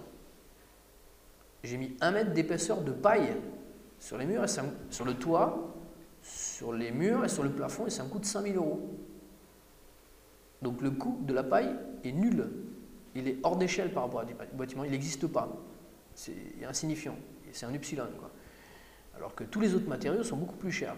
Ensuite, c'est particulièrement adapté à l'autoconstruction. C'est vrai que la paille n'a quasiment aucune performance intéressante quand vous le faites faire par les entreprises. Que vous prenez du polystyrène ou autre chose, financièrement, c'est pareil, voire même plus cher. En autoconstruction, par contre, c'est bingo. Hein. C'est vraiment très bien. Moi, pour les gens qui savent travailler, hein, qui savent travailler leurs mains. Ensuite, chapitre matériaux industriels haute performance. On est obligé d'évoquer ces matériaux parce que, aussi écologique qu'on soit, on aime avoir des fenêtres, on aime avoir des poignées aux portes, on aime avoir des évacuations qui évacuent les eaux sales. Donc on a un certain nombre de matériaux dits synthétiques ou industriels, à une proportion plus ou moins significative, mais qui permettent une architecture vraiment, moi je trouve, hein, c'est mon cœur de métier quand même, très intéressante. Et donc c'est le verre, la tôle, le béton. Le verre, c'est indispensable pour l'éclairage intérieur. La tôle permet de réaliser des couvertures des plus légères. Les couvertures en tôle sont extraordinaires. Déjà parce qu'elles sont monolithiques, c'est-à-dire que vous avez une seule surface. Donc il n'y a jamais de fuite, il n'y a jamais de problème de recouvrement quand c'est bien fait. Hein. Ni d'arrachage au vent, ni de vibration quand c'est bien fait.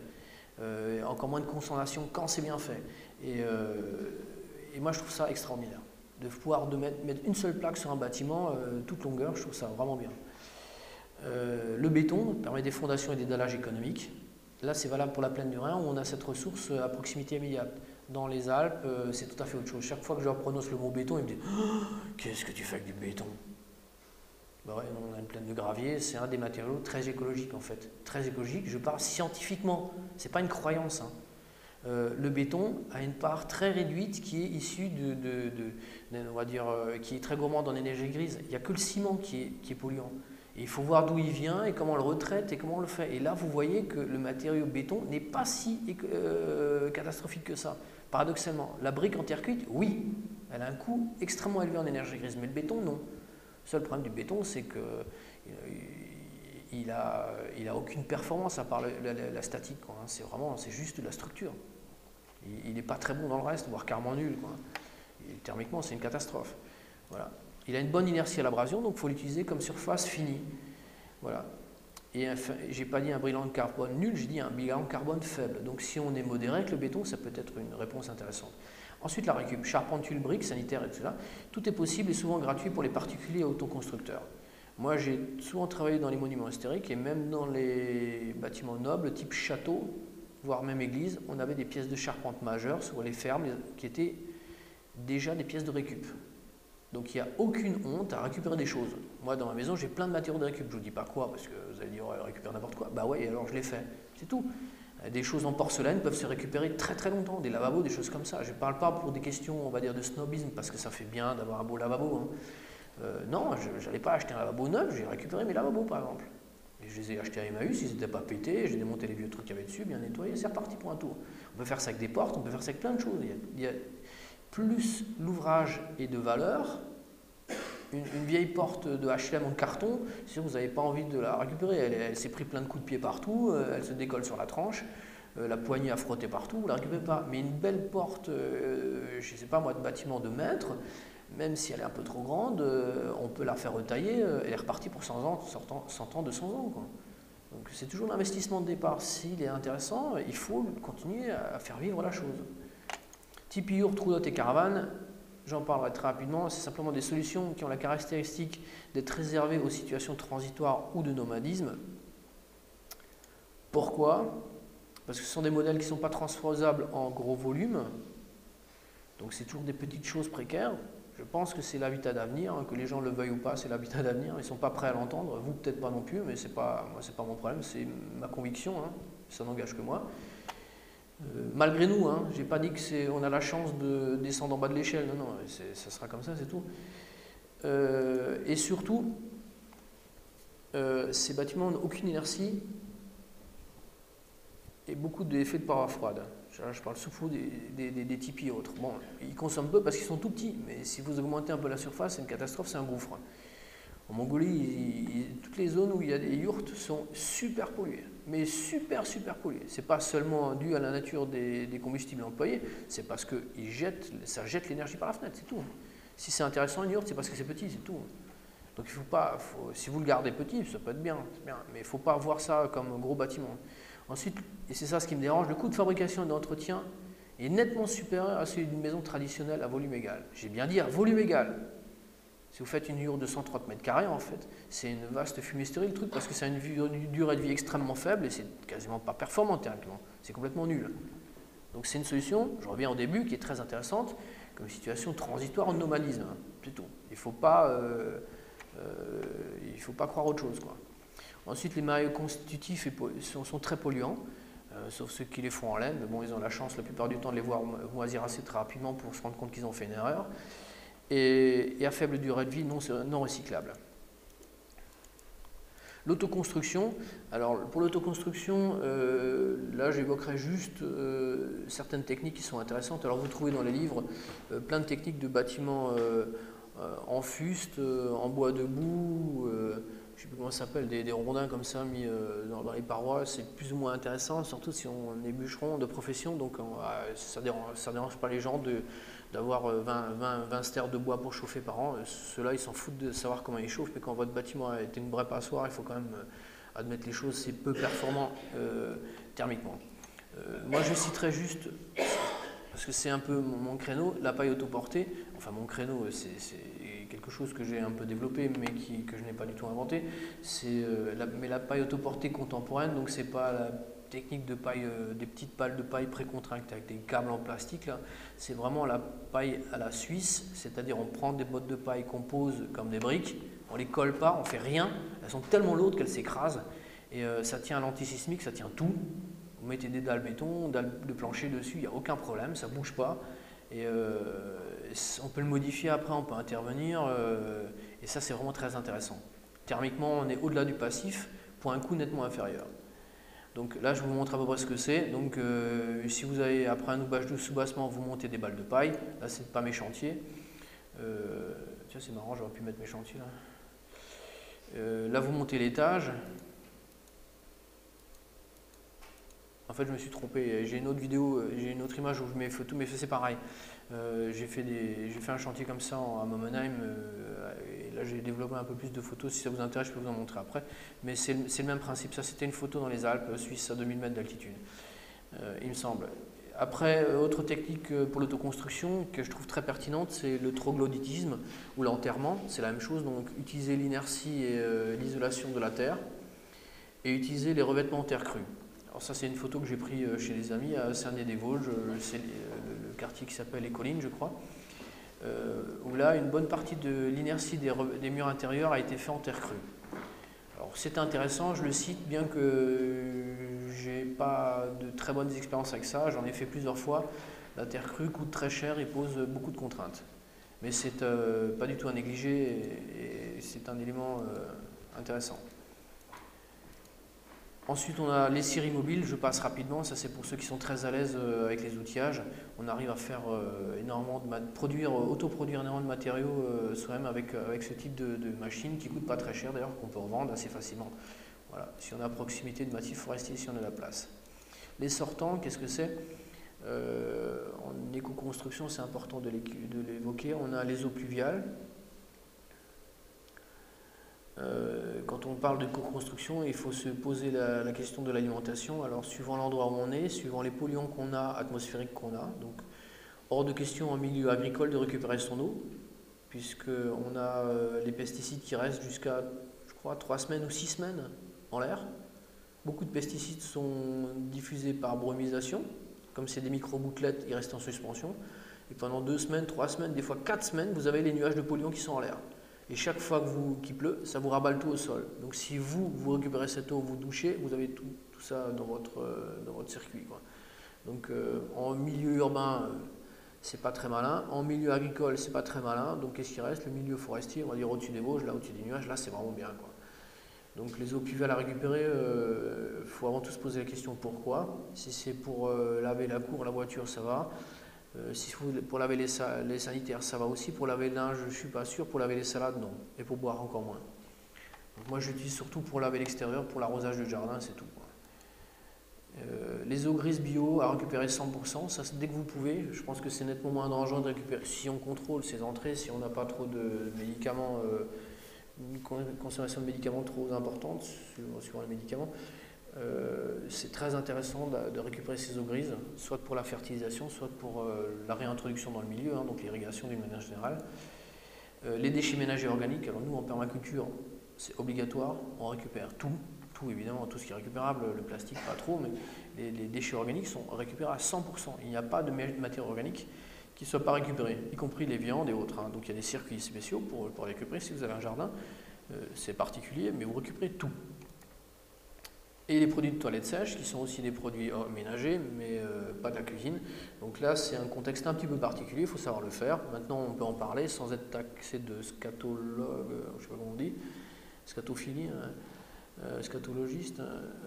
Donc on peut en parler maintenant, c'est plus dans les catégories gros mots ou déviance. Récupérer ces produits de toilette sèche, il faut avoir une surface végétale pour la réintroduire, il faut avoir un usage, il faut savoir le faire. Mais c'est très intéressant. Moi je ne le fais pas, hein, je n'ai pas franchi ce pas. Conclusion, prévoir des raccordements ou collecte directe au point de production, des sortants afin de limiter les réseaux et les contraintes de transport. Ça c'est très important, parce que bon, là jusqu'à maintenant c'était du blabla. Et vous dites éventuellement, bon je ferai ça quand j'aurai le temps. Eh ben non, c'est quelque chose qu'il faut le faire dès le début. C'est-à-dire que les WC par exemple, il faut les placer en façade. Et si vous avez une différence de niveau, c'est bien par exemple sous la dalle du WC de pouvoir accéder avec une brouette pour décharger les matières, ce genre de choses. Parce que circuler avec des seaux de matière sèche, par exemple de produits provenant des WC, à travers tous les étages, les moquettes, les parquets ou autres, c'est une chose qu'on fait au début, après c'est des conneries, hein.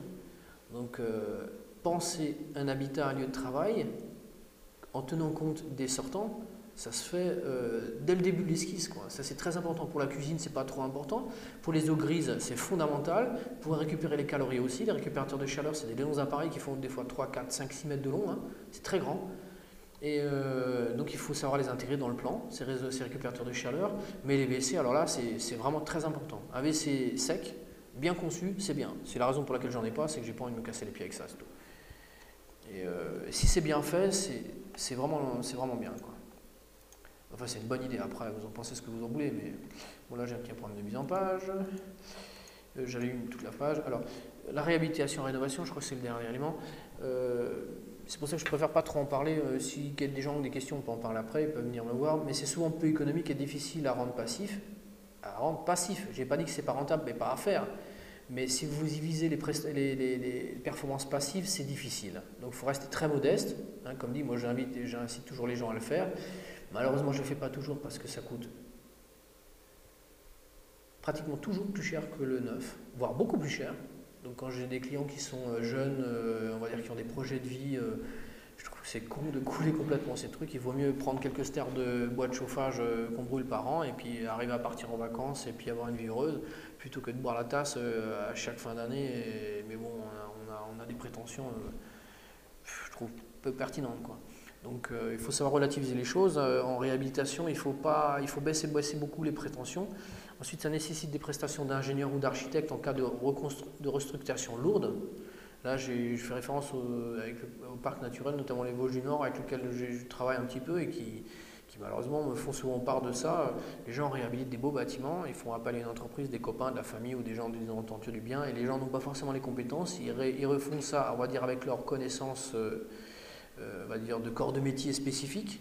Or souvent il faut connaître plusieurs corps de métier et ça c'est pas accessible, ce genre de connaissances ou on va dire de prestation n'est pas accessible aux entreprises. Il faut faire, dans les cas particuliers, aux restructurations lourdes, obligatoirement appel à un maître d'œuvre compétent. J'ai dit compétent. Il y a des archis qui s'en foutent complètement. Je n'ai pas dit qu'ils ne sont pas incompétents, qu'ils sont incompétents, qu'ils sont mauvais. Je ne mets pas dans ce débat-là. Je dis qu'il y a beaucoup d'architectes, d'entreprises aussi, d'ingénieurs qui s'en foutent de ces problèmes-là. Dans ce cas-là, on voit le résultat. Je pense qu'il faut prendre des gens qui se sont vraiment posé la question des performances et des contraintes de la restructuration de bâtiments anciens. Et c'est souvent délicat, très délicat. Il faut se poser des questions, il faut un minimum de culture des matériaux anciens, il faut savoir accompagner le client, les entreprises aussi, c'est très important. Hein. Et ça, je vous renvoie au parc naturel qui ont des dossiers sur la réhabilitation et ils vous accompagnent. C'est gratuit, je crois, et c'est fait pour le grand public. Et ça ne vous engage à rien. Vous n'êtes pas obligé après de prendre un archi ou une boîte. C'est fait, allez voir. Moi, je dis simplement qu'il faut souvent, quand c'est un peu compliqué, s'accompagner de gens qui sont neutres. Les gens qui sont neutres, c'est-à-dire qu'ils n'ont pas intérêt à vous vendre de la pierre ou du béton ou de la fibre, je ne sais pas quoi. Ensuite, les anciennes structures en bois sont souvent irrécupérables en cas de défaut d'entretien. Je parle des structures en bois traditionnelles, économiques en Alsace, c'est-à-dire des maisons populaires, pas des maisons de maître. Quand vous avez une maison de maître qui est entièrement en chêne, il y a moins souvent des dégâts. Mais quand vous avez une petite maison, on va dire du bas peuple, comme moi, peut-être pas vous, je ne sais pas, mais en bois de sapin, en bois de résineux, quand elle est très ancienne, qu'elle a eu pas mal de vécu, qu'elle a été tripatouillée et pas très bien entretenue, souvent il n'y a rien à récupérer. Quand vous avez 20% de chaque poutre à remplacer, ça vous coûte 2 fois le prix de la maison. Parce qu'il faut tout désosser, les pièces sont mal réassemblées parce qu'on ne peut pas les démonter complètement. Et je vous assure, c'est des chantiers qui prennent jamais, qui terminent jamais, et c'est vraiment beaucoup plus cher que du neuf. Donc malheureusement, le bois, il faut savoir faire son choix et prendre que des situations qui ont bien vécu. Conclusion, prévoir un diagnostic complet, comme pour un corps humain, hein, avec une estimation du coût des travaux. Donc avant de faire quoi que ce soit, faire une étude de budget, une étude de travaux, pas une estimation à la vague, du genre « ah ouais, moi j'ai déjà fait un truc, ça coûte à peu près ». Non, par corps d'état, regardez où ça va, avec des variables d'ajustement et des choses comme ça. Par un maître d'œuvre, vous pouvez prendre une entreprise tout corps d'état, c'est aussi possible. Une entreprise qui simplement maîtrise la globalité des lots. Hein. Il n'y a pas que les architectes, c'est pas l'architecture Uber Alles, hein. Mais il y a des ingénieurs, il y a des maîtres d'œuvre, il y a des entreprises corps d'état qui font ça, mais c'est très particulier ça. C'est un savoir-faire. Hein. Beaucoup d'architectes honnêtes disent « moi je ne fais pas ça, je ne touche pas ça. J'en fais pas assez, je ne contrôle pas trop, donc allez voir des gens qui font de la réno. » Voilà. J'ai terminé avec ça. Bon, ça c'était ma page de fin. Je vous propose, je ne sais pas quelle heure il est, 18h, on a passé 1h30. Est-ce qu'on a encore une petite demi-heure pour voir la paille? Il faut que je retrouve mon document. Paille de mise. Voilà, ça va être celui-là.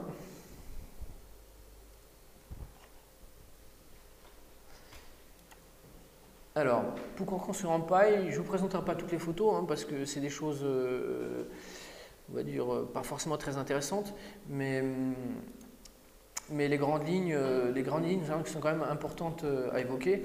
Alors, la paille constitue l'isolant le plus écologique. Pourquoi? Parce que c'est de production locale, au moins en plaine d'Alsace. Ensuite, sa production mobilise très peu de moyens.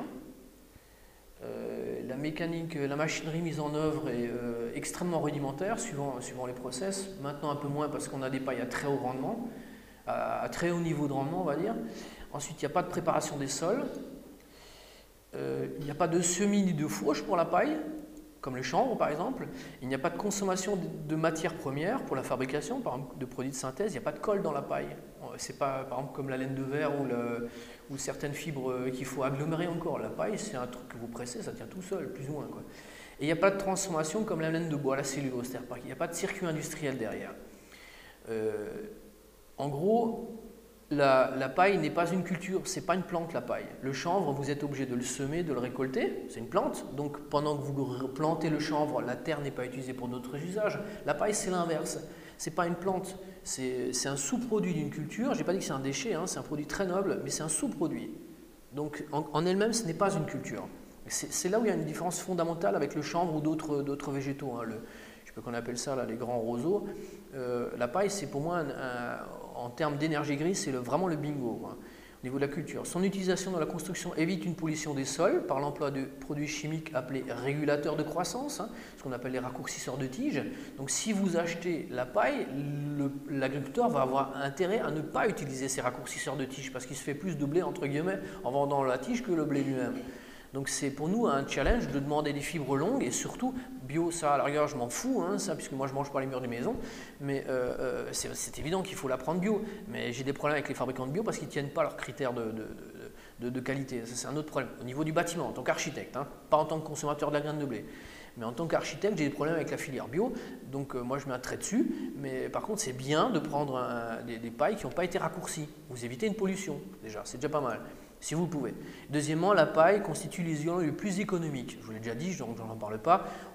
11 tonnes de paille pour l'isolation complète d'une maison passive coûte 1 000 €. Ça, c'est en paille portée. Mais en paille autoportée, c'est 5 000 €. Mais le volume est beaucoup plus nettement supérieur. C'est 2 semi-remorques gigantesques pour une petite maison. C'est pratiquement le volume de la maison carrément en paille. Presque, quand on ne fait pas gaffe, on se dit, mais c'est pas possible que vous voulez faire avec ça. C'est énorme, 5 000 €. Livré sur le site. Compacté au volume à la densité, donc c'est déjà tout préparé, nettoyé. Donc c'est plus cher, c'est 5 000 €, mais c'est du plus que passif là. Pourquoi construire en paille? Alors, ce qui est intéressant, je reviens un petit peu sur ce que j'ai dit avant, parce que la durée de vie moyenne des constructions traditionnelles se réduit au fur et à mesure que leur performance énergétique augmente. Je m'explique.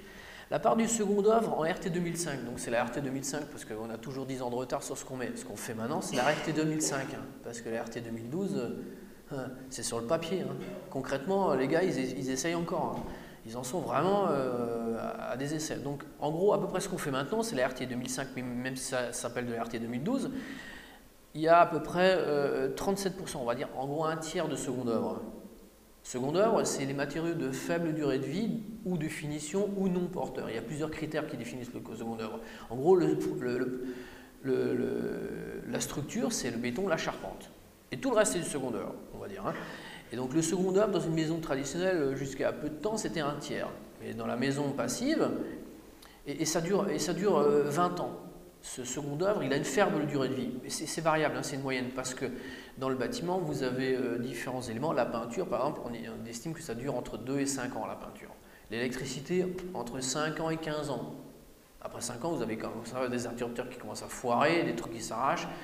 Et ainsi de suite. Donc il y a une norme qui régit ça et qui dit effectivement statistiquement, ça vaut une norme, c'est une vue de l'esprit, mais statistiquement c'est à peu près pour donner une idée de la durabilité du second œuvre. Donc moi j'arrondis à 20 ans, parce que ça varie en gros de 5 à 35 ans, guère plus le second œuvre, on va dire 20 ans. Dans une maison passive, on a 65%. Donc on augmente en termes de performance énergétique, mais on divise par deux la durabilité du bâtiment. Qu'est-ce qu'on a gagné? Rien du tout. Rien du tout, parce que le prix du bâtiment est 20 fois, 100 fois le prix de la consommation énergétique du bâtiment. C'est-à-dire qu'une maison passive industrielle, telle que le gouvernement essaie de nous le fourguer, et puis tous les camelots, les entreprises, les bâtiments de matériel, c'est une énorme régression écologique.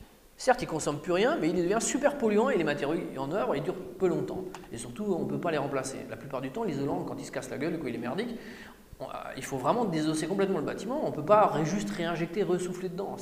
C'est pas comme regonfler un pneu, et c'est reparti pour un tour. Non, c'est vraiment échafaudage, déconstruction, travail complet, et c'est vraiment pénible. Donc la part du second œuvre est multipliée presque par 2. Et ces matériaux, ils ne sont pas beaucoup plus polluants, mais ils sont avec le temps plus polluants. Et ces matériaux industriels, ce que j'appelle traditionnels, mais qui est en fait de l'industriel, du second œuvre, sont de moins en moins stables et de plus en plus polluants. C'est une deuxième tendance vraiment négative, ça on n'en parle pas. Ça.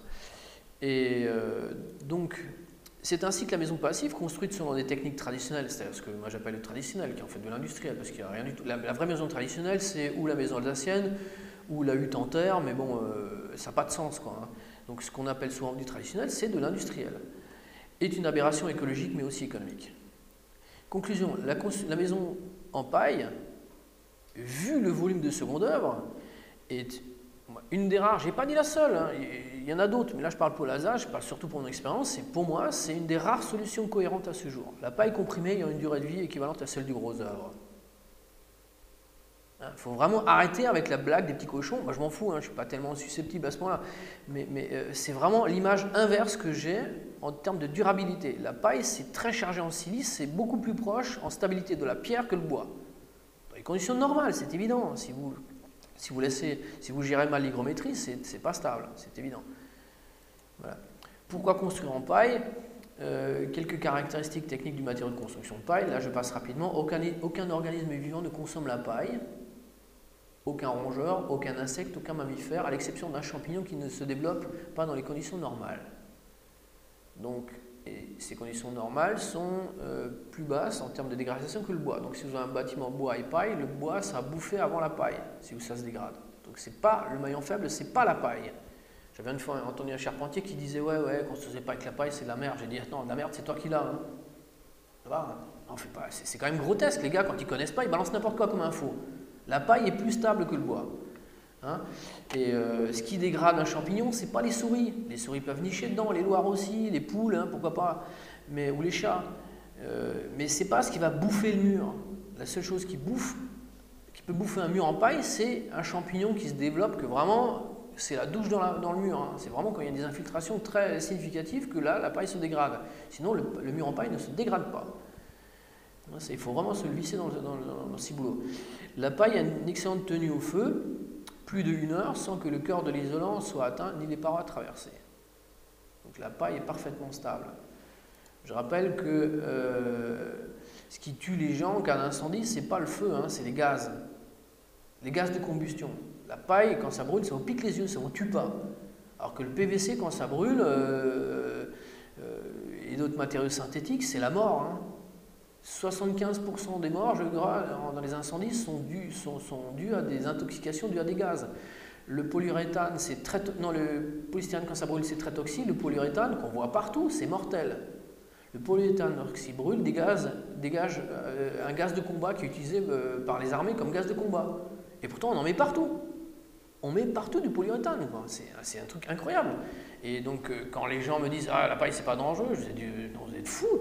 Le danger, il existe dans votre maison. Là où vous mettez du polystyrène, là où vous mettez du polyuréthane, mais pas dans les maisons en paille. Vous êtes en danger de mort, pour ceux qui sont parano. Hein. Vous êtes en danger de mort dans une maison traditionnelle, mais jamais dans une maison en paille. Et si je voulais leur renvoyer une image caricaturale, c'est ce que je dirais. Quoi. Mais bon, on discutait avec un pompier si vous voulez avoir des éclaircissements sur la chose. Les matériaux paille et une maison à acier en général, ça brûle, mais déjà ça s'effondre pas. Et deuxièmement, ça part d'une manière tout à fait différente que les bâtiments modernes en plastique, enfin avec des revêtements plastiques. Voilà, ça c'était ce que j'ai développé. Là vous voyez sur internet toute une documentation, des vidéos, des images sur les murs en paille qu'on brûle pendant 1 heure voire 2 heures et après ça s'arrête. Le lambda de la paille, donc les performances énergétiques de la paille se dégradent quasiment pas avec le temps, au-delà de 50 ans ça bouge pas. Même en présence d'humidité, j'ai dit d'humidité, pas d'eau.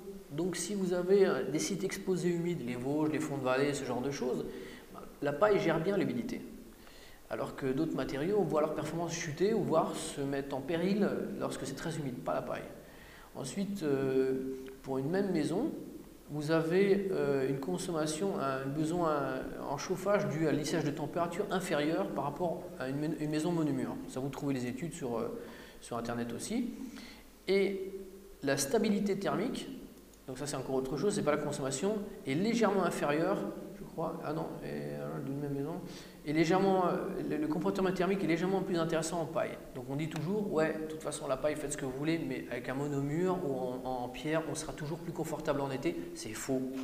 C'est mesuré, c'est pas des choses qu'on répète comme ça. Vous trouvez les documentations.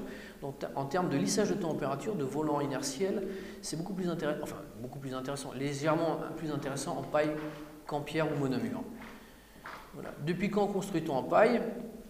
On estime avec plus de 4000, je dis 1500, mais je crois qu'on en a 1500 en France, à plus de 4000 maisons construites en paille, dont les plus vieilles ont plus de 100 ans. Alors ça, celle-là date de 1899, elle tient toujours debout.